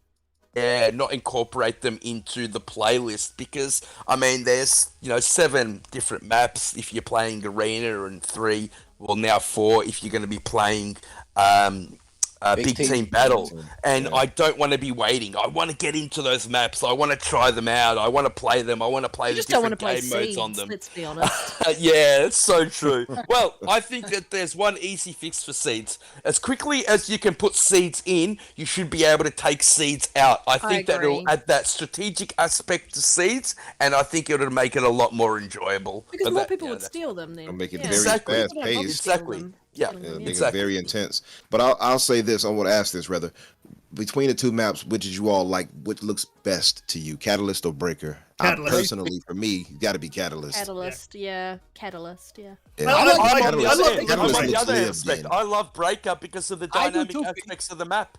Yep, and I I agree. do like that it's not completely symmetrical. But in and Catalyst- if you look at the map, there's a really cool sniper over a sniper spot overlooking it, and I saw it. love how You you've say got that, you say that now. When we're playing the game and you're getting sniped, you'll be so pissed off. Yeah, Yes, you'll be but losing there's it. a lot of Yeah, cover. yeah, But yeah, the it's thing also I- a lot of The cover. thing I loved about I'm gonna die Catalyst so quickly. is that there seems to be a lot of holes in the map, and that's like that you can fall through, and that's very Halo, right? There's Oh, a vertical yeah, aspect that's to a it. good Yeah. point. I love That's that. true. I love Besides that. the Same thing on verticality, Breaker. you're right. Risk It's it. the danger the same of thing, falling the off. same thing on Breaker, mate. They have that blue pool of plasma that you can fall into, which is That's true.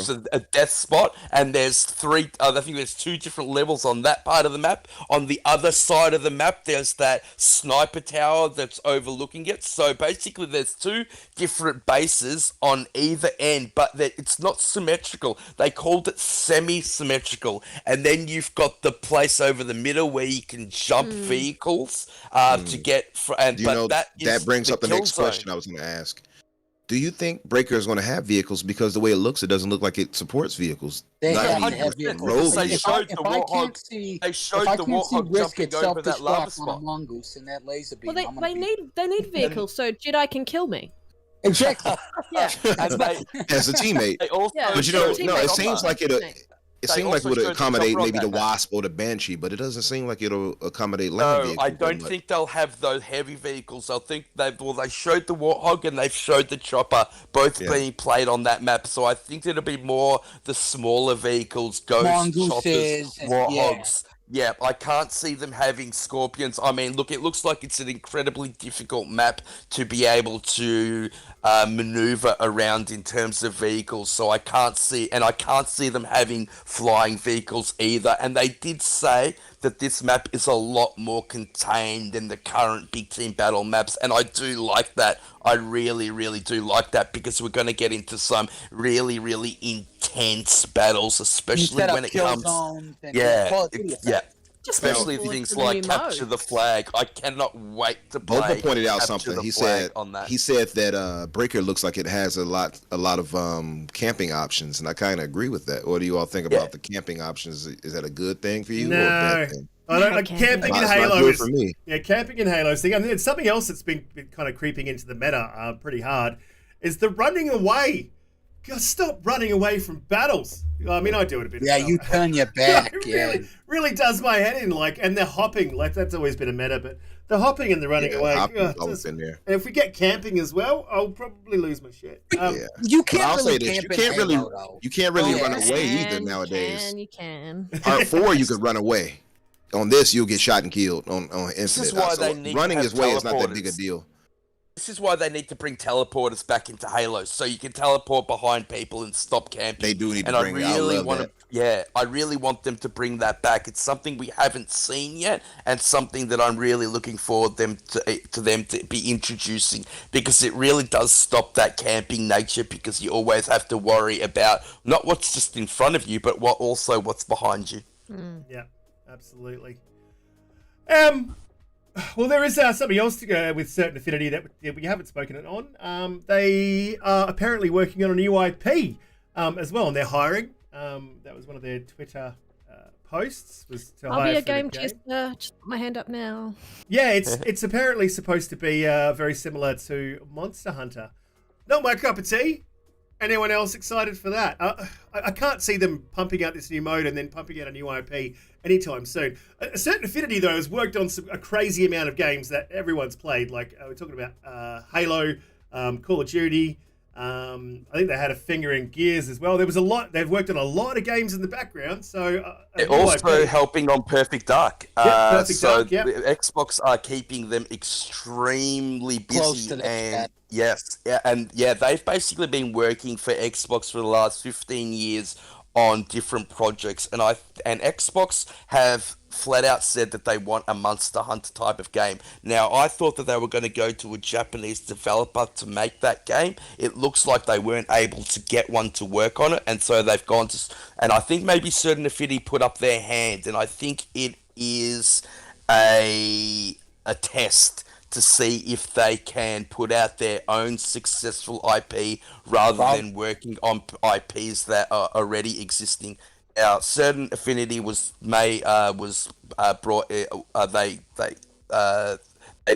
interested in 2006, and a lot of ex-Bungie developers went there. Yeah. And it is a very, very good studio. However, they've never put out their own game, and I think this is the test to see whether or not Microsoft will buy them. There's a lot of talent in that studio. A lot of I talent. agree. It's a 200-strong studio. It's not a small studio. And whatever Microsoft have given them to do, they've done very well. Yeah, so they have proven themselves over and over, time and time again. So, look, I'm not keen on Monster Hunter, but I will definitely be having a look at this game because it's likely to end up on Game Pass, and I want it to succeed because I would like Microsoft to acquire Certain Affinity and more studios. The more studios we can get, the better. Absolutely. And I think the more games we'll get out of it. So, Dub's super hyped for it. What about you, Umbra? Are you hyped for a Monster Hunter type game?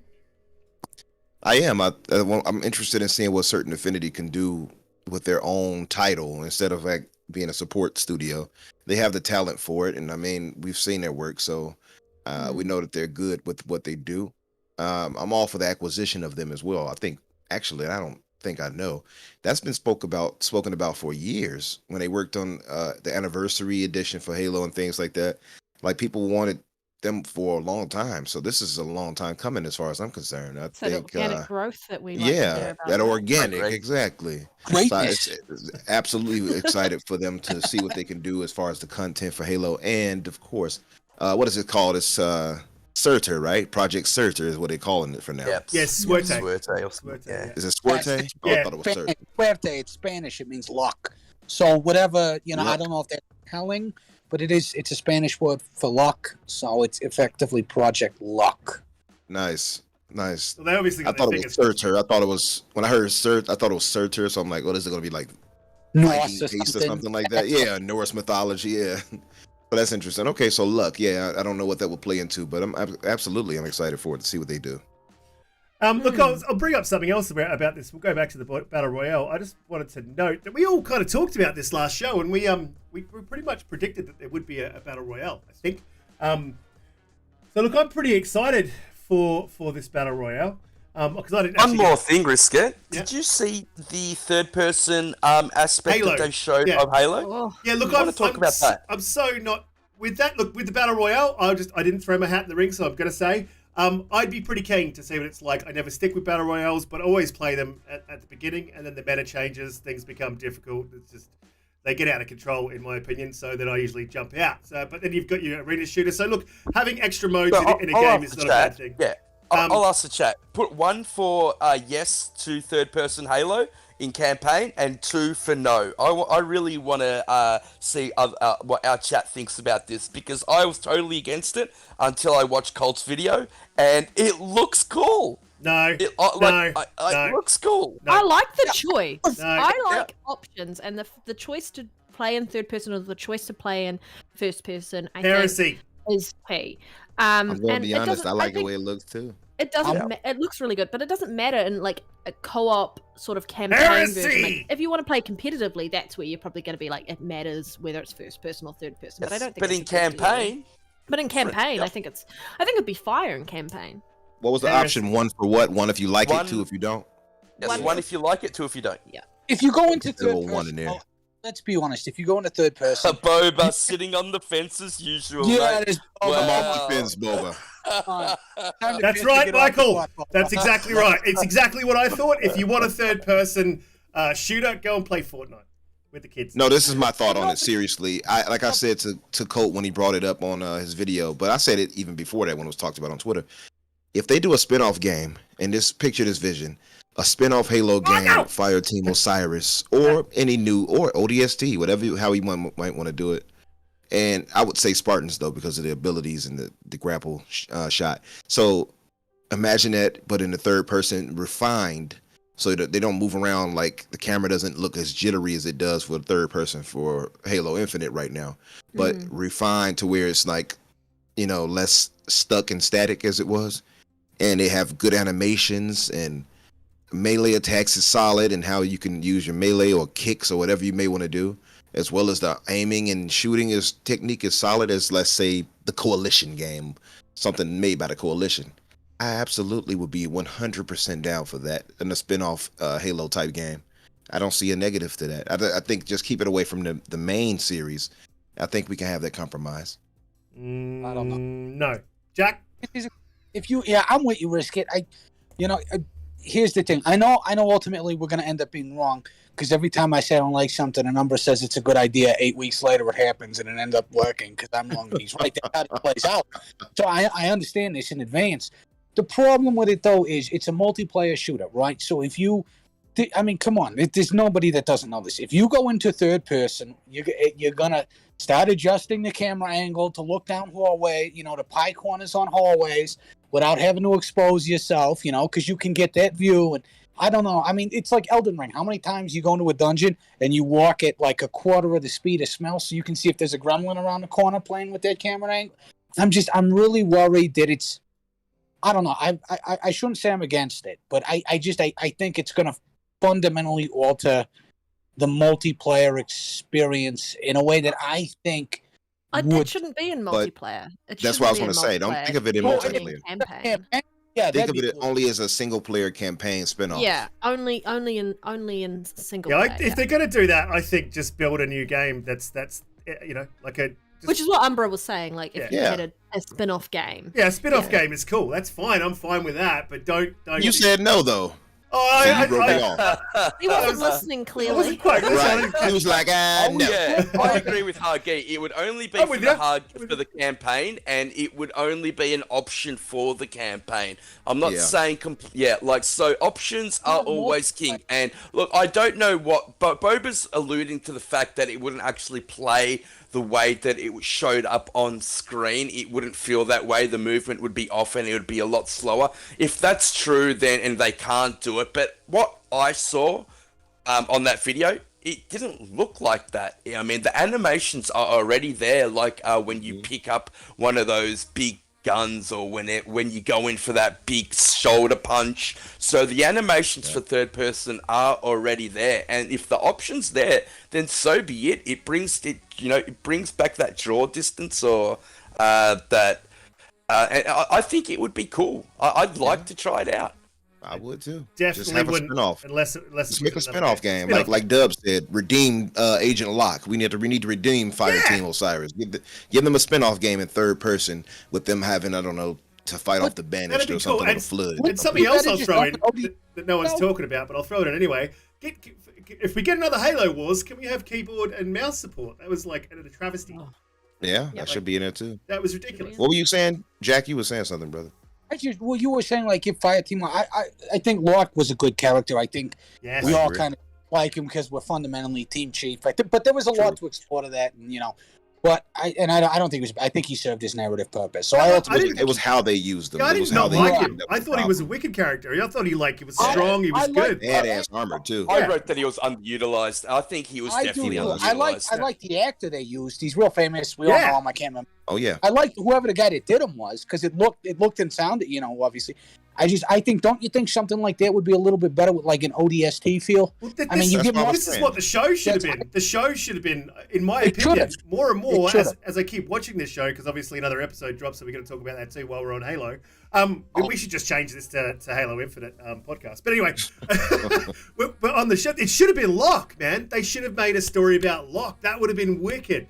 I would love that to see Or how. remember, I spoke about it last week, Risk, and I was saying like somebody's opinion was, what if they just focused on entirely different Spartans that weren't related to Chief? Yeah, They could have done that as well. Yeah, and Like Fred, Locke, yeah. And then it could have been set any time. They could have set it after Chief, in a new universe, like the new universe, but a later universe. Then you don't have to stick to the lore, right? There's so much they could have done, and what they're doing. I don't know. We'll go into that. Look, I watched the third episode, and it was The fourth now, right? the fourth. Sorry, yeah. Fourth It was. episode, bro. Yeah. It was. It was. Look, it was good. It's not Halo. Oh, it's not Master Chief. But I'm starting to kind of really warm to it. I like. If you guys haven't watched, block your ears. I like what they did with like what seems to be is going to be her love interest. His love interest, I think. What she did with her feeling little pellet in her back. I like how they went a direction with I forget her name. Bron. Yeah, the direction that they went with her sitting down, getting into the research about the thingy. I just name everything as a thingy. The artifact, the research they're doing about the artifact. I kind of like the way it's Oh, are going. you talking about Miranda? Miranda, talking Key? about Miranda Keys. That's the one. I couldn't remember her name. I like the way that they went. How they had the back and forth. How they don't quite like each other at the beginning. She's coming to terms with the feeling. It was a bit weird with the red hair. That kind of weirded me out. I was like, what the fuck? But like I liked it. I kind of like the way it's going.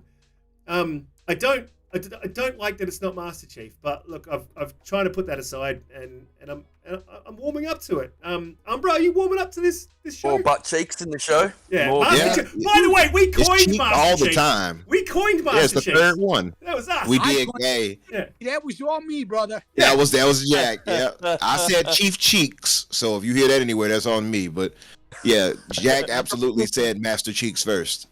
Don't Google it, people. Either of them. But yeah, it's funny. This is the third episode that they showed cheeks. What's up with this? What's going on? They're trying to cheek us down, or is that the British would say they're being cheeky right now? What's going on here?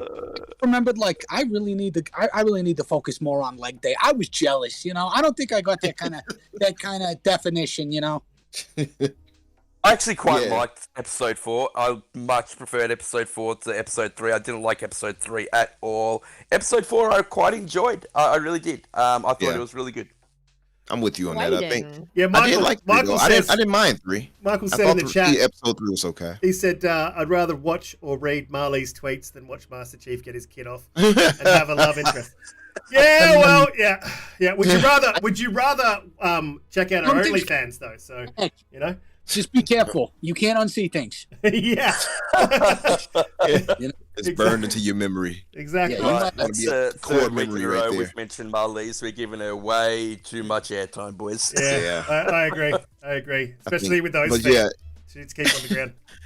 I was going to say though, with I think I actually enjoyed episode 3 a little bit more than episode 2. What So about? this one right here agree. was a little bit better than I 4. haven't watched any I mean, of the it, 3. guys. Not yet. Oh, you should watch No, it, Panda. I'm gonna wait till Gonna it's binge watch all it? out. I'm gonna binge watch it because I really Yeah. do not like waiting each week for content. It Mhm. pisses me I off. hear you. But has- it's now available in New Zealand on the TVNZ On Demand app. So the Nice. Halo will be coming here because Paramount Plus isn't here yet. So they've figured out another way to give us Halo in New Zealand. And But I'm Panda, happy do about you guys talk about it on your show though?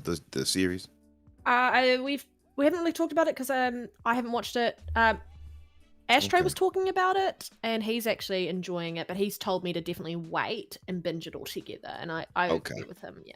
It might be one of those Yeah. shows that works better as a binge too. So that's Yeah. funny you mentioned that because we're seeing it every week. So some shows are more digestible as a binge watch versus seeing it week by week and kind of changing your opinion as you go. So that might work More out better for you. contiguous. If you just watch it, you have a better grasp of the narrative, because you forget Yeah. things. I think That's there's a true, lot too.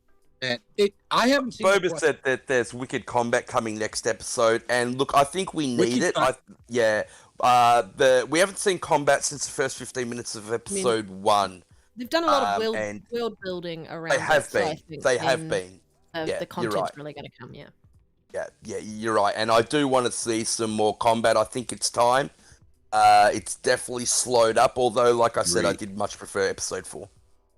I agree. So if I could ask, because I have not seen episode 4, and I do appreciate you. So at least to me, again, I think Umbra was right. There is a it does feel like it's being a little bit redeemed, as time goes on. I actually liked episode 3, but I probably only really liked it because I think Bokeem Woodbine's cool as shit. That might just have been my impetus for watching it. And I was excited. Does it seem, in your opinion, that they're sort of bringing it back home? They're sort of, I think ship, or I'm is it still enjoying going? it. I think To I'm some enjoying degree. it more because I've let it all go. I've That's what it realized is. that it's not the And that's game, and yeah, That's what I was telling why. you guys before. You got to kind of like, Were? yeah, you got to put their mindset out of that because that's what it's come down to lately. I think Yeah. we're core fans, so it's like we're stuck on that lore. So you have that lore, and you're like, man, look, Chief is not supposed to walk around with his helmet off all the time. That stuff hits us heavy. does. Cortana for me is the biggest issue. Still, There was some because- really cool Easter eggs. I don't know if you guys picked them up, but there's an actual Xbox, original that. OG Xbox in Yeah. episode 4, and there's also one of the very first art they had for Halo Infinite, where Master Chief is standing with his helmet by his side. That was also an Easter egg, and I thought I they were saw both that. really cool and really well done. I did not I see li- that the Xbox. Where was that? So It was- in the screen where you're looking at Quan being wanted on the TV or Right. the monitor, Yep. just off to the left, there's that see-through green Xbox with a couple of Xbox OG controllers there. Oh, the Duke. Oh, the old Duke. Yep, the Sorry, old Umbra. Duke. Sorry, Umbra. You were gonna say. No, you're good. I was going to say the helmet part that was from Infinite. I like that part, Pete, but at the same time, it was so stupid because I he had know, just put his mate. helmet on in the ship, I know. got I into know. the And he took it off Warthog, when he drove got to over a it, and took it brand off. new It was like, planet why did you? that he hasn't been Yeah. to. Yeah, See, it's not doesn't even know- not even the yeah. actors. It's not It's the. so bad. It's the It's writing. a brand new planet Yeah, that he it's hasn't been to, doesn't know if there's enemies there, doesn't know It was just any weird. Yeah, weird. Yep, I agree, mate. I It's agree. it's the way they film it, like that helps make it narratively weird. It's like, why did you put your helmet on, go I out think there into the field, and then take it off? Like Yeah. everything about it is narratively weird to us because, and it's not hyperbole. A lot of what they're doing, and I don't, we don't need to hash it out because we've done it for hours. A lot of what they're doing is very, alien to what we understand all of Halo to be, right? And so that's inherently problematic. Taking off the helmet, even though we know it's not the biggest deal, like Umbra said, Cortana not looking like a broken Windows 98 screen blue, like that's problematic. That's what we expect. Yeah.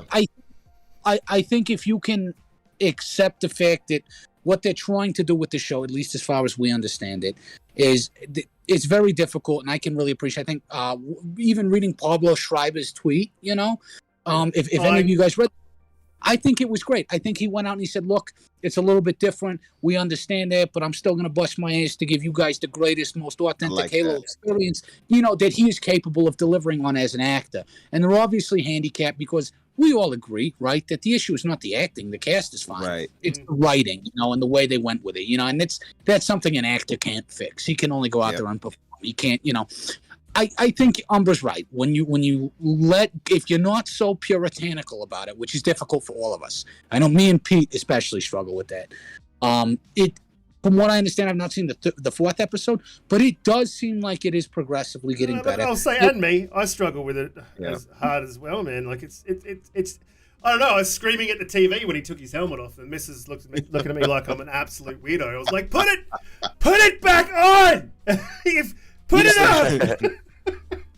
Did you guys see that they brought out a brand new Halo encyclopedia, and they've added new lore? Yeah, so they've added new lore. They've added a lot of new variants to the Flood that weren't previously there. And there's a brand new Halo encyclopedia, and it looks like that they're introducing it now before they introduce the Flood into DLC, into the campaign. Interesting. So... yeah, I think it was a very interesting time to release it. I do think the Flood is coming very soon. Is the cookbook in the universe, or is that just like a separate?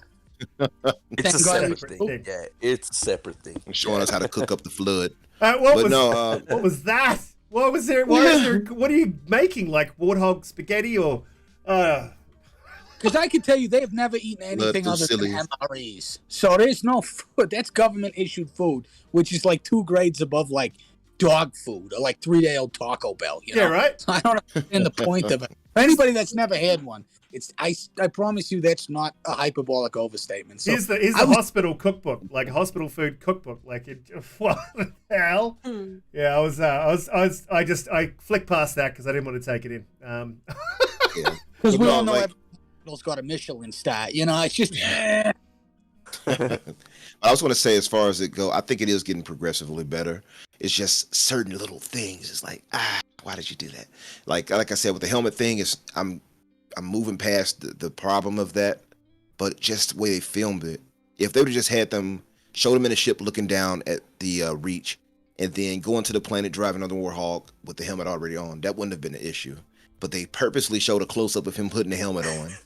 The next shot was him driving on, getting out, and immediately taking the helmet off. It was like, why shoot it that way?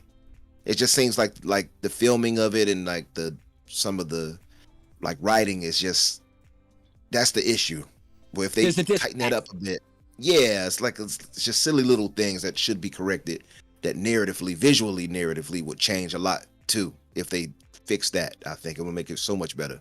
Yeah, it make a bit of sense. When the writing doesn't make sense and it creates a hole, and you're doing something just to fan service is good, but you're doing something just to show an Easter egg, that kind of does it. Right. Yeah, it's not right. It kind of takes away from the show. Loses a little bit of its street cred.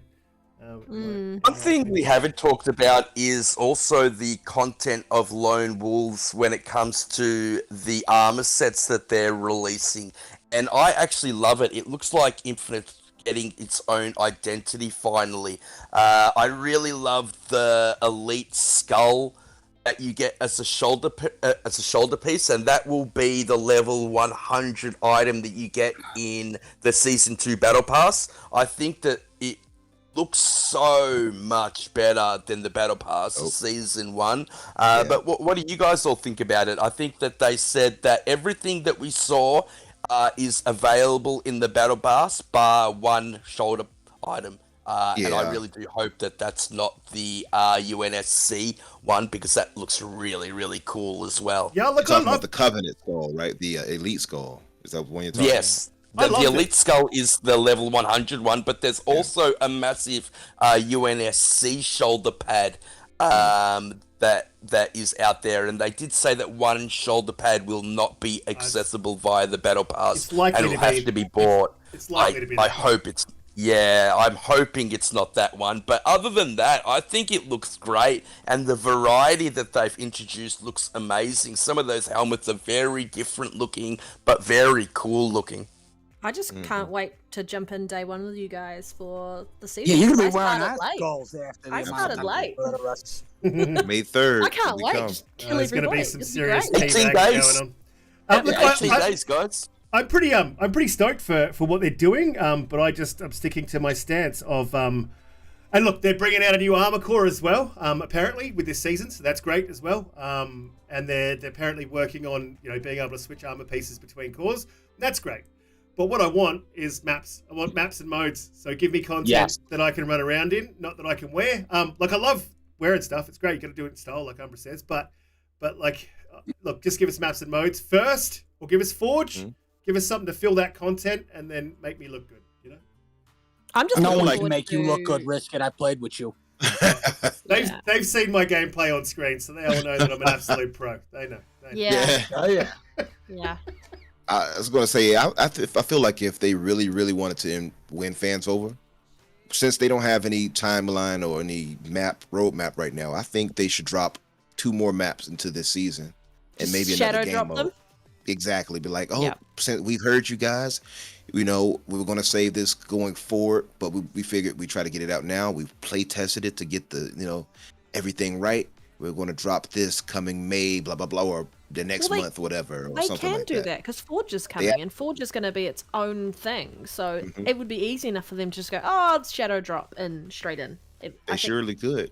Yeah. I mean, it's a way to build up, fanfare again, and to kind of make amends for the lack of content. Just give us something in between this season right here.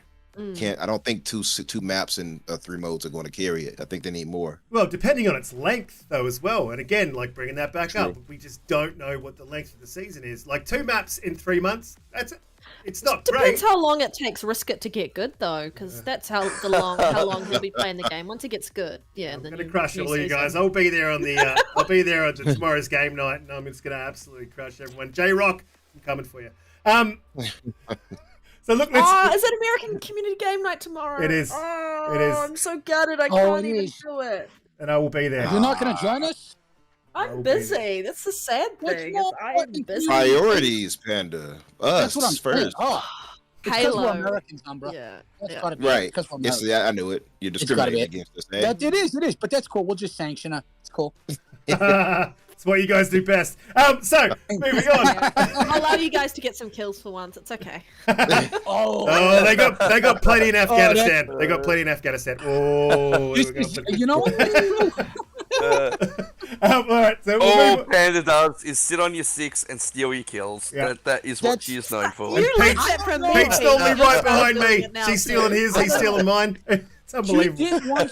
She did once repulse me into a warthog, which murdered me. Like a warthog was coming right at me, and she repulsed me into it. I don't know if that was intentional or not, but it hurt the I think highlight that's reel. intentional if someone dies at the end of it. You just hear the crack too. You're like, son of a. So Xbox outsold the Switch in the UK, and that's proven. That's fact. It's outsold the Switch, which is out of control. PS5 or Xbox outsold the in Switch third is place. out of control. It's the bug snacks effect. You But got the yeah, game of the year. oh, it's definitely what it is. Just talking about bus. Game of the generation. But not Yeah, only, we got- not only in the UK, Masterpiece. it's not only in the UK. Apparently, according to the VGC charts, and those charts have been proven wrong many times. But sometimes they've been proven right. So I guess shot the dark. It's actually outsold the Switch in the US also. So that's out of control, and it does have on the VGC charts, which has been vetted and proven in other sales figures. That it did outsell the Switch in the UK. So, I mean, you could definitely believe that it probably did outsell the Switch in the US.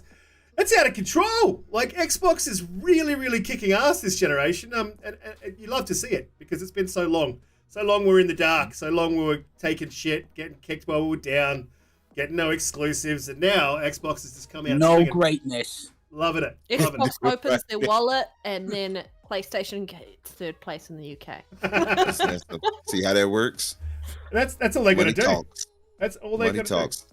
Yeah. It's interesting. It's interesting because like the narrative, a lot of the stable members would always push were sales. Like I remember this vividly for the Xbox One generation, and now that it's flipped on its head a bit, and Xbox is doing so well, you don't hear them talk about sales so much anymore. So that for me alone has been worthwhile, just because it's shut up one of these silly narratives of they had so long. So I'm really happy to see Xbox doing well for that reason alone. Oh, there's still some guys living in the past though. I had a guy the other day with an old school narrative when I was showed him a list of exclusives that we have, because apparently Xbox has no games. That came up again. I'm like, this guy can't be for real. So I showed him the list. None of those are exclusive because they're on PC. Which is weird because all the PlayStation games are going to PC. So what? No one's got games? Oh. Not bugs next. I think they don't understand what exclusivity is. Like, if it's exclusively not on your platform, then there is some exclusivity to it. That's right. Yeah, agreed. That's the way I see it. I think, I'm with you on that one, Panda. I think we've entered. Obviously, PC is so much more malleable, than a console. So I think the difference now is that there was a lot of sort of ribbing and poking around. Oh, Xbox putting everything on PC. They're gonna put everything on PC because they can't do it on that. And I think that was such a prevalent narrative. And Umbra touched on it immediately when he just highlighted the raw fact that it was a standing narrative. And I think he's 100% right. The problem now is that narrative doesn't hold so much water if the other side's got to do it too. There's a lot of deleted tweets over that, I would assume. Yeah, right. One of the narratives was that Xbox is not going to win an MPD for sales for consoles for this gen. That was one thing that they kept kind of peddling right at the beginning. And now it's like, well, Xbox has won 4? Yeah, it has been. I said as a former PlayStation gamer, this was a big defection year for me. I'm very happy. It's like I got over the Berlin Wall right in time. Before the shit really hit the fan. And it started. I dodged the bread line. Although the bread line would have cost me $70, so maybe But I think it's interesting. I think there is. Line. Yeah, right. There is a real shift in narrative, I think, and I think the difference is, at least if you played on Xbox, and even I didn't understand this last generation. I didn't understand these Xbox guys and their obsession with interlinking everything with PC. I didn't have anything against it. I owned an Xbox. I occasionally played it. I remember even back then being kind of confused. Like, they don't want anything to exclusively market their console. Because as a PlayStation, I was like, exclusives to me market a console. Even if I had to decide today, it's interesting because I would pick Xbox now on the basis of exclusives. Something I never thought I'd say.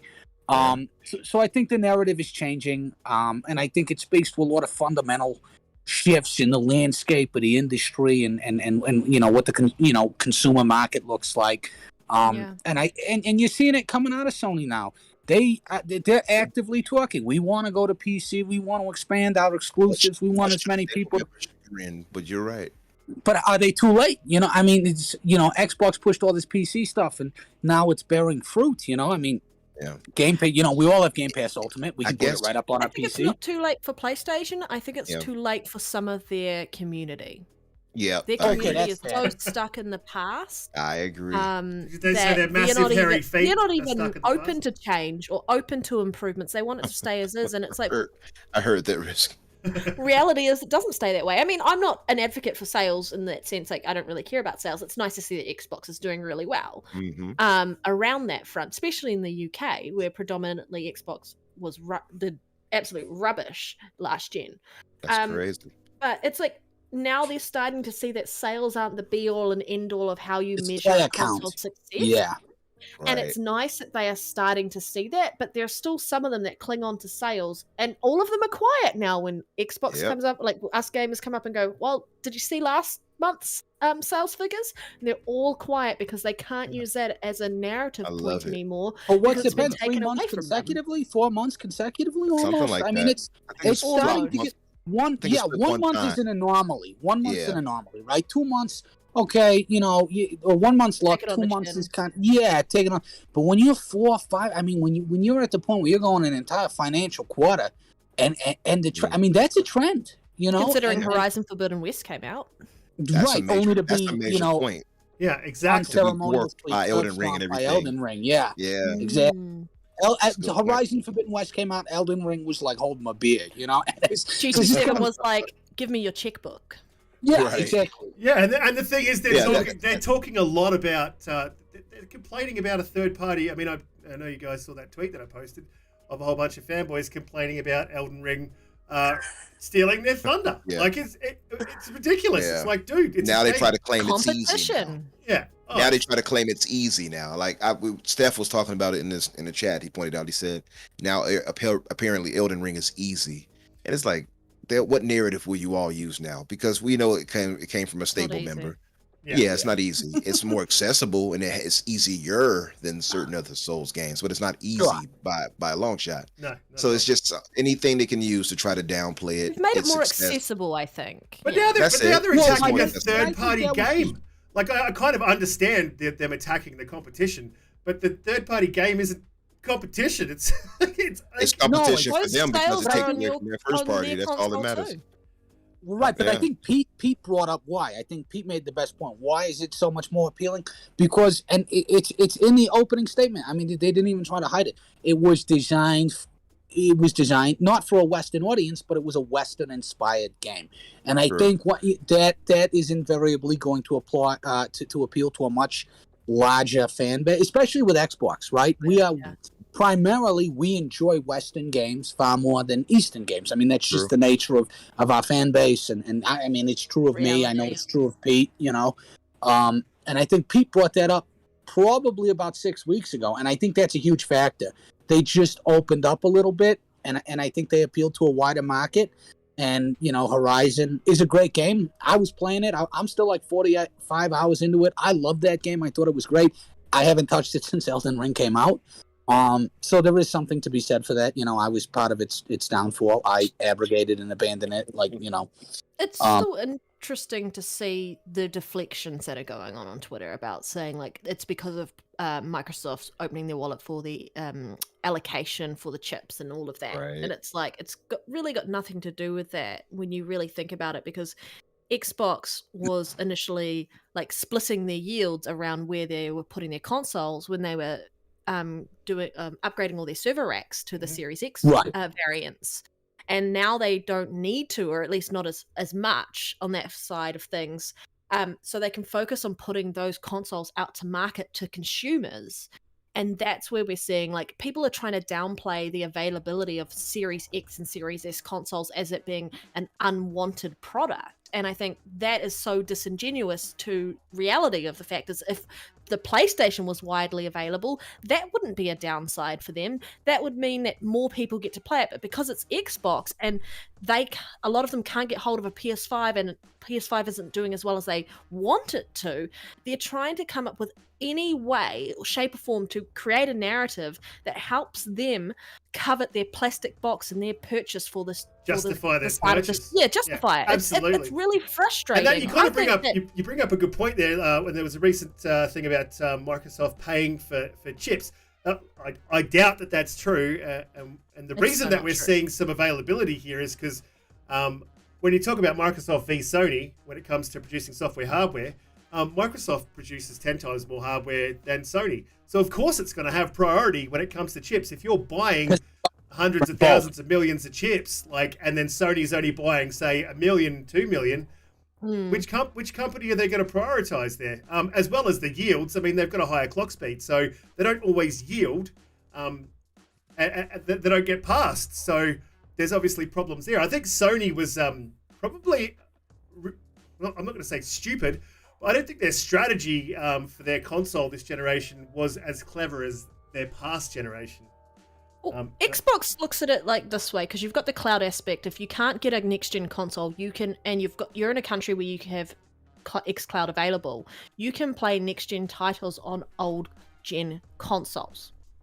Yes. And that's key. So they're still giving you the software. They're still keeping you in the ecosystem, and eventually you'll upgrade to current gen hardware once there's more availability, because it's still not extremely widely available everywhere around the world. But they've come up with a great strategy to mitigate that in the meantime, especially around the uncertain times with the pandemic and shortages everywhere.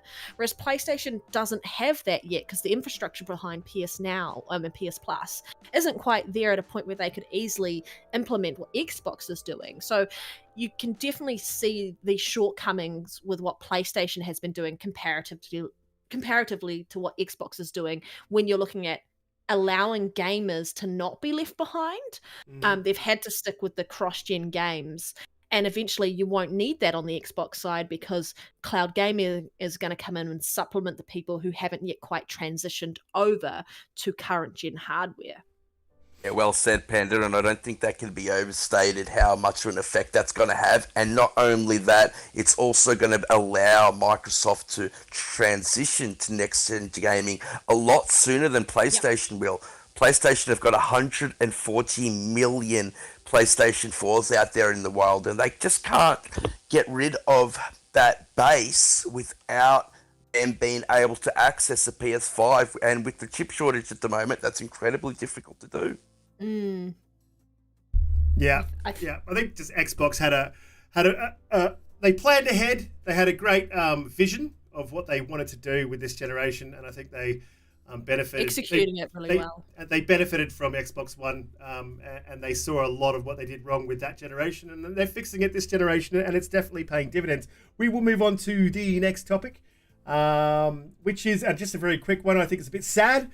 Vicarious Visions was absorbed into Activision, Blizzard.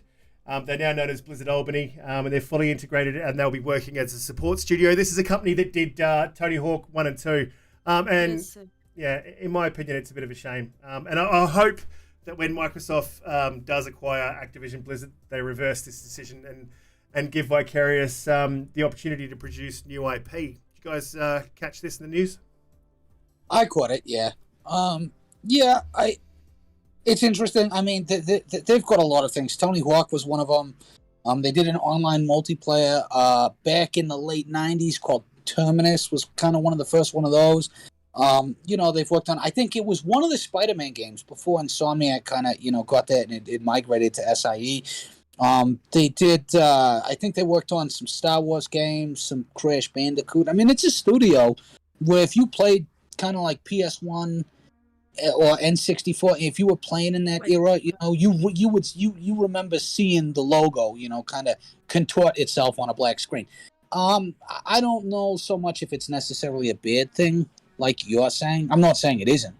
I don't know if they have any intention of resurrecting some of those franchises. We did see new life breathed into Tony Hawk pretty recently, and that was actually mildly successful. I think. I'll just quickly interrupt you. I think that anytime you see a successful studio that has brought out IPs that are famous, that are amazing, that have done well, folded in to as a support studio, I think that's always a bad thing. But yeah, sorry, mate. Continue. You think it's always a bad thing? Absolutely. If they're producing IPs that are of a standard, and Tony Hawk was, I got so many great memories of Tony Hawk and all those games. I mean, obviously, there might be some things going on in the background. Maybe they're not the studio that they once were. Maybe they've become a BioWare. But I mean, I think any time that you see a studio go down for any reason, it's sad. Sad to see. Well, I mean, so I think a lot of people, there's like a blue box effects to this, right? Not only in them just sort of becoming more of, an auxiliary studio, but in terms of game cancellations, right? I mean, they've had a bunch of games they were working on. I mean, I think it was 2016, 2017. There was that big Skylanders game that was supposed to be worked on. That dematerialized in like 2012, 2013, something like that. They were hyping this big Crash Bandicoot. I mean, one of the Guitar Heroes was They do have... They were even working on a Call of Duty where it was like in the Roman Empire. Like it was Call of Duty, I think it was Imperium or something. Like very few people know about it. But that was like 2006, 2007, something like that back there.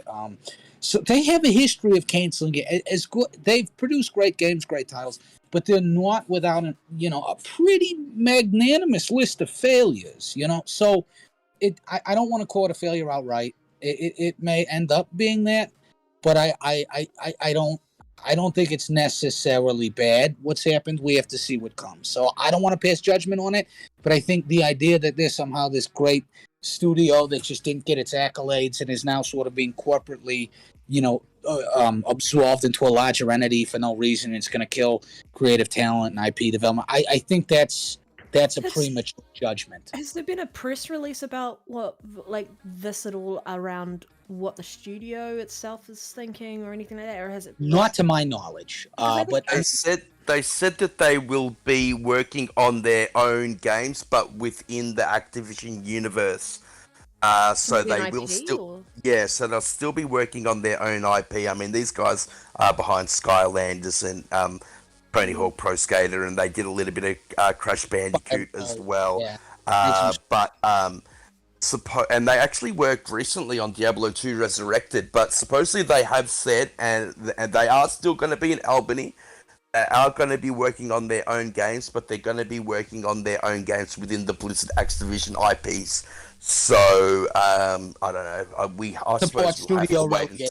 Does that mean see, updates isn't it? of old games, or does that mean new IP? Well, that is yet to be seen. Yeah. Right.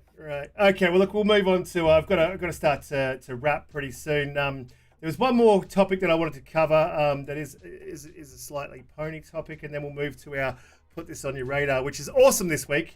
Just put this on your radar. You guys want to stay tuned for that. If you just joined us, hit that like button. If you're not a member or a subscriber, please hit that subscribe button. And you'll know when we go live if you hit the bell. Sony's invested $1 billion into Epic. They've done this before. And look, this is one of those ones that was a bit of a head scratcher for me personally, not for other people. I sat down and had a really good think about this, and the conclusion that I kind of came to is this is just a revenue stream, I think, for them. This is just a way of, in the wake of UE5 and the success that it looks like it will have, it's probably a smart investment to invest in an engine or a publisher that seems to be on the up and up. And having stakes in that is never a bad thing. Pete, what do you think's going on in the background there? Yeah, look, I don't actually know. I'd actually like to hear Panda's opinion on this. It's not just Deflection. Yeah, go. That was classy, Pete. Yeah, it's not just Sony who's invested $1 billion. It was also Lego, the Lego group. Yeah, They've also invested $1 billion because it's about them building out that metaverse for them. And they said metaverse.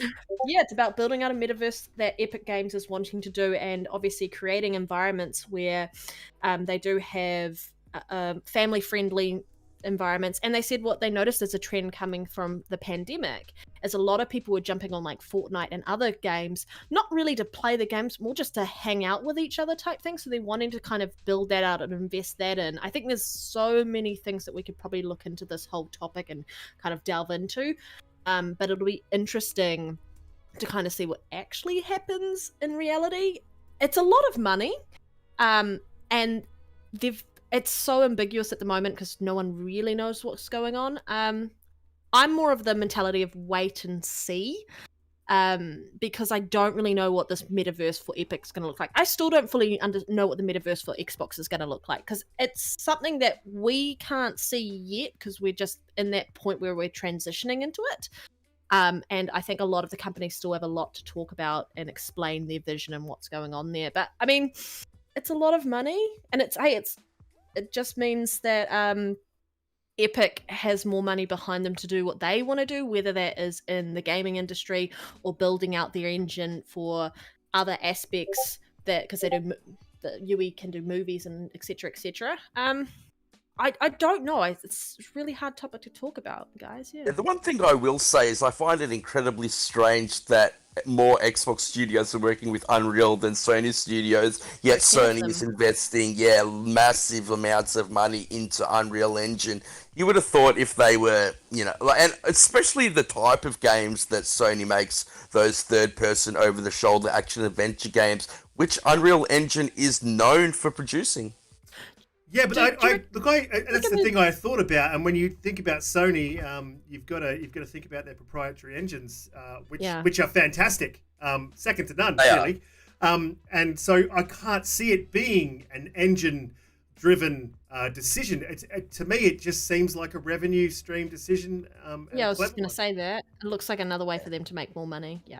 Because they've got to offset that, because these $70 games are so expensive to make that they're going to be $80 games by the end of the generation. Oh, for sure. And it is good that they are reinvesting into gaming. And I think Jack said it last week. He said it very well. It said that it could have a lot to do with their movie making as well, because we all know Unreal will also be used extensively in movie making. And I think that was a really good point that people failed to realize. Yeah. Absolutely. And Hargate Chatty just came up with another great point, which is it's also the Epic PC store. So whether they'll be moving their games away from Steam and to Epic or using them as both, I'd imagine that there would be a bit of a discount or something that's monetary that would be helpful for them if they invest. So that's a good point. Jack or Umbra, have you guys got anything you wanted to add about the investment? I think you guys summed it up pretty well.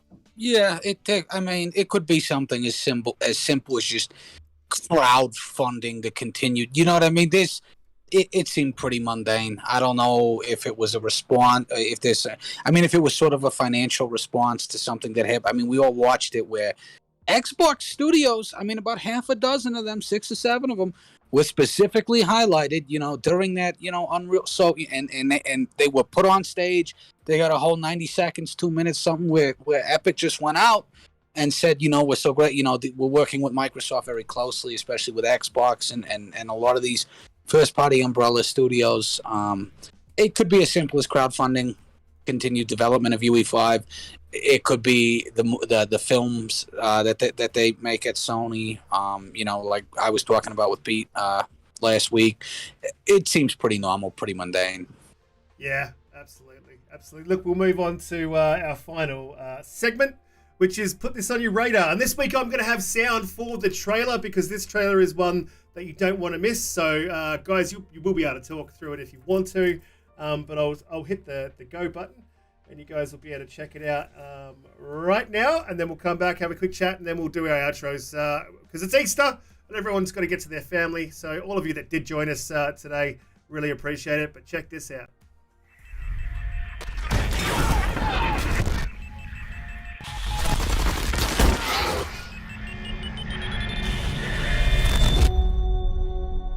There is no way to hide. Kings.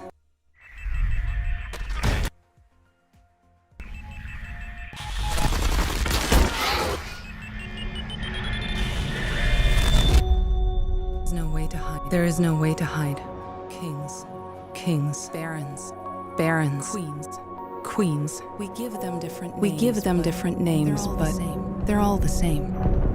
Killing machines falling from the sky. This is our home. Our bastion of resistance. This is where the brave meets the bold. We will not die in the shadows. We will face our fears head on.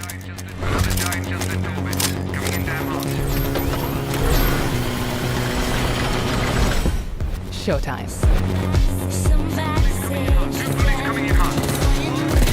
Oh, it's on.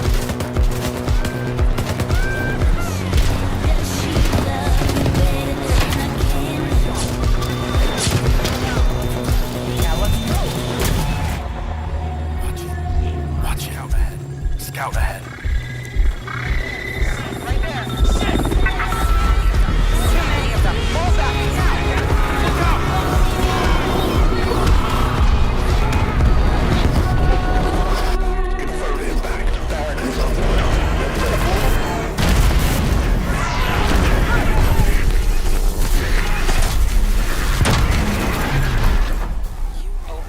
You owe me one.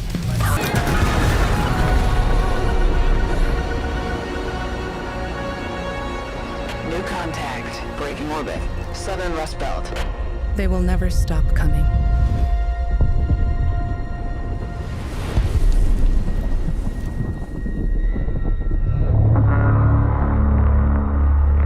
Marks on screen. Calling for volunteers. Enlist. Resist. So is there a release date for this game? I know, right? Nothing. When is this game coming out? Yeah, I know. It looks absolutely wicked. It's by their former Battlefield developers. Yeah, sorry, I had a bit of a glitch with the audio there. I was fixing it in the background. I think I got it done by the end of the trailer, so I apologize for that.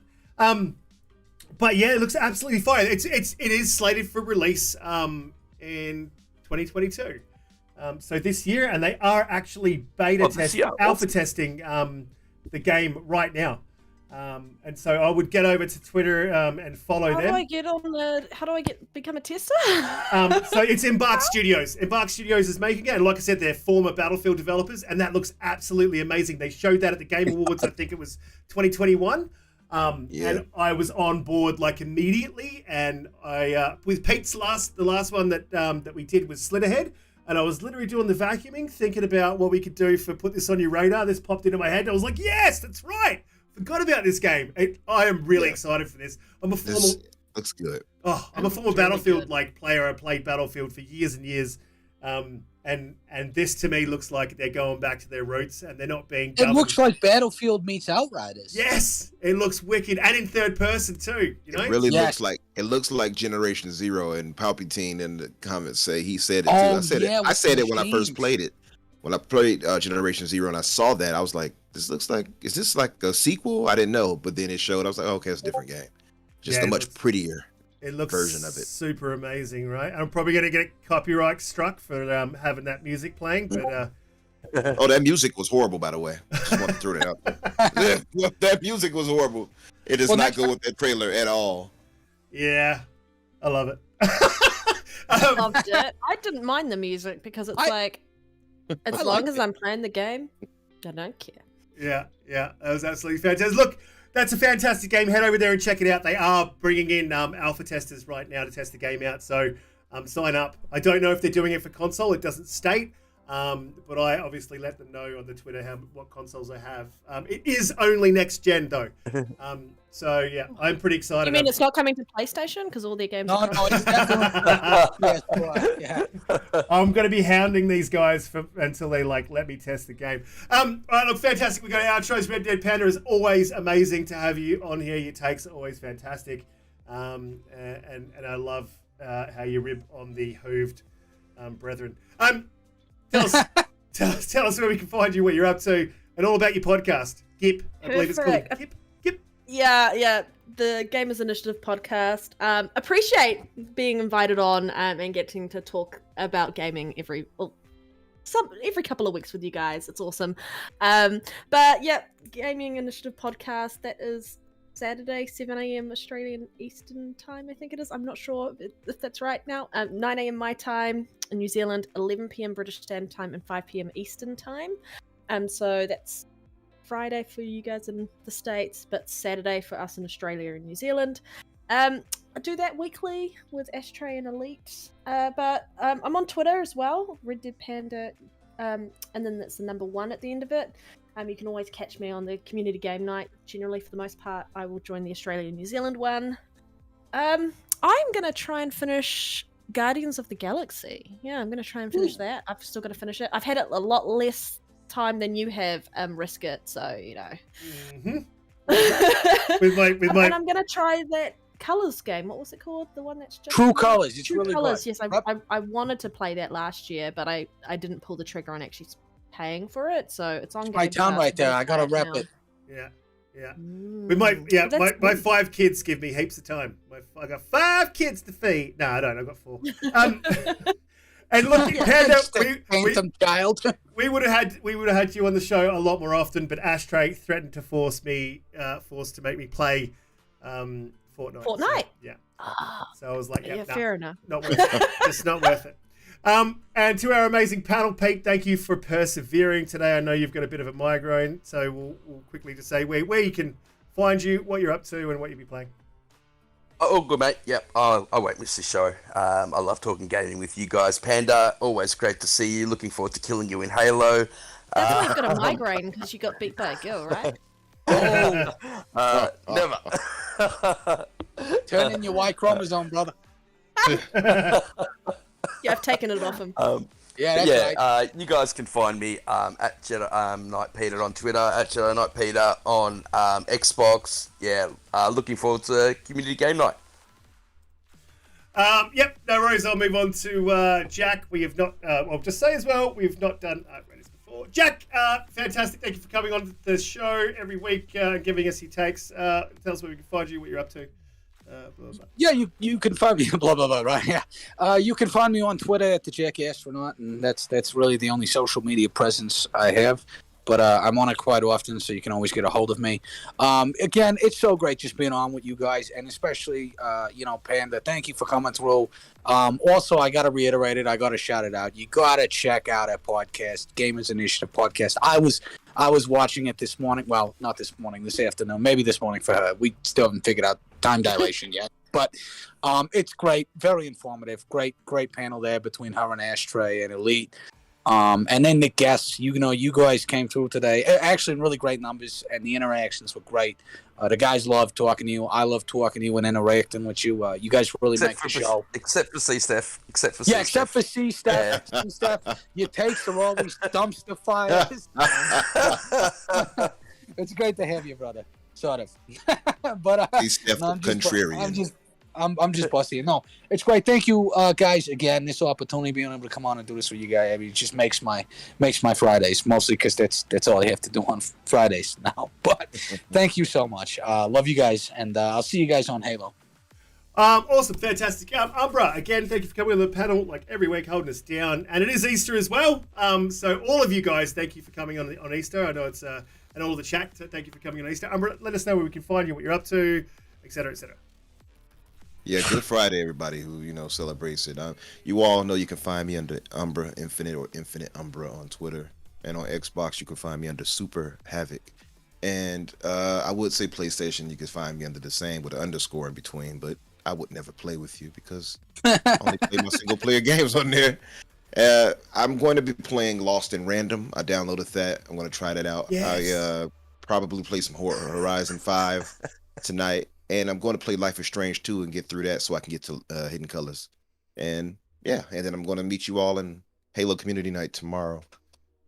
I'm going to see if I can take some time off to join like an hour or two. Nice. Come and be slayed by us, Panda. Come and join us. Yeah, she just wants to humiliate. I just want to kill everybody. She just wants to collect all our balls. I think it's just like we're that bad.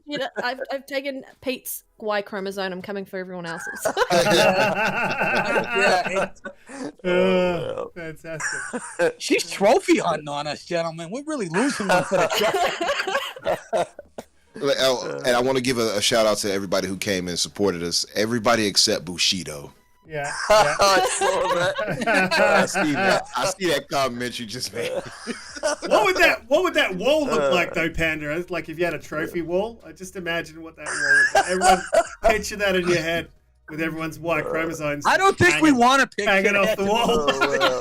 That'll scare me for life. Fantastic. Look, chat, Bushido is on fire. Yeah, you guys have been absolutely amazing. Bushido, thanks for coming in late. I know you guys run your own podcast, which is fantastic. You shouldn't go over and check that out because it runs the same time as ours. And it's been an absolutely fantastic show. All you guys are amazing that turn up every week and help us out. We had some new people coming in, and hopefully we'll have new people coming in next week as well. We're getting bigger and bigger every week, and I appreciate you guys. You guys are the bedrock, the foundation. So everyone in the chat, you guys have made it what it is. Thank you very, very much. We appreciate you more than you know. That's pretty much it for the show. Again, fantastic, and we will see you next week. Happy Easter, everyone. Yeah, happy Easter to all of you. Oh yeah, happy Easter.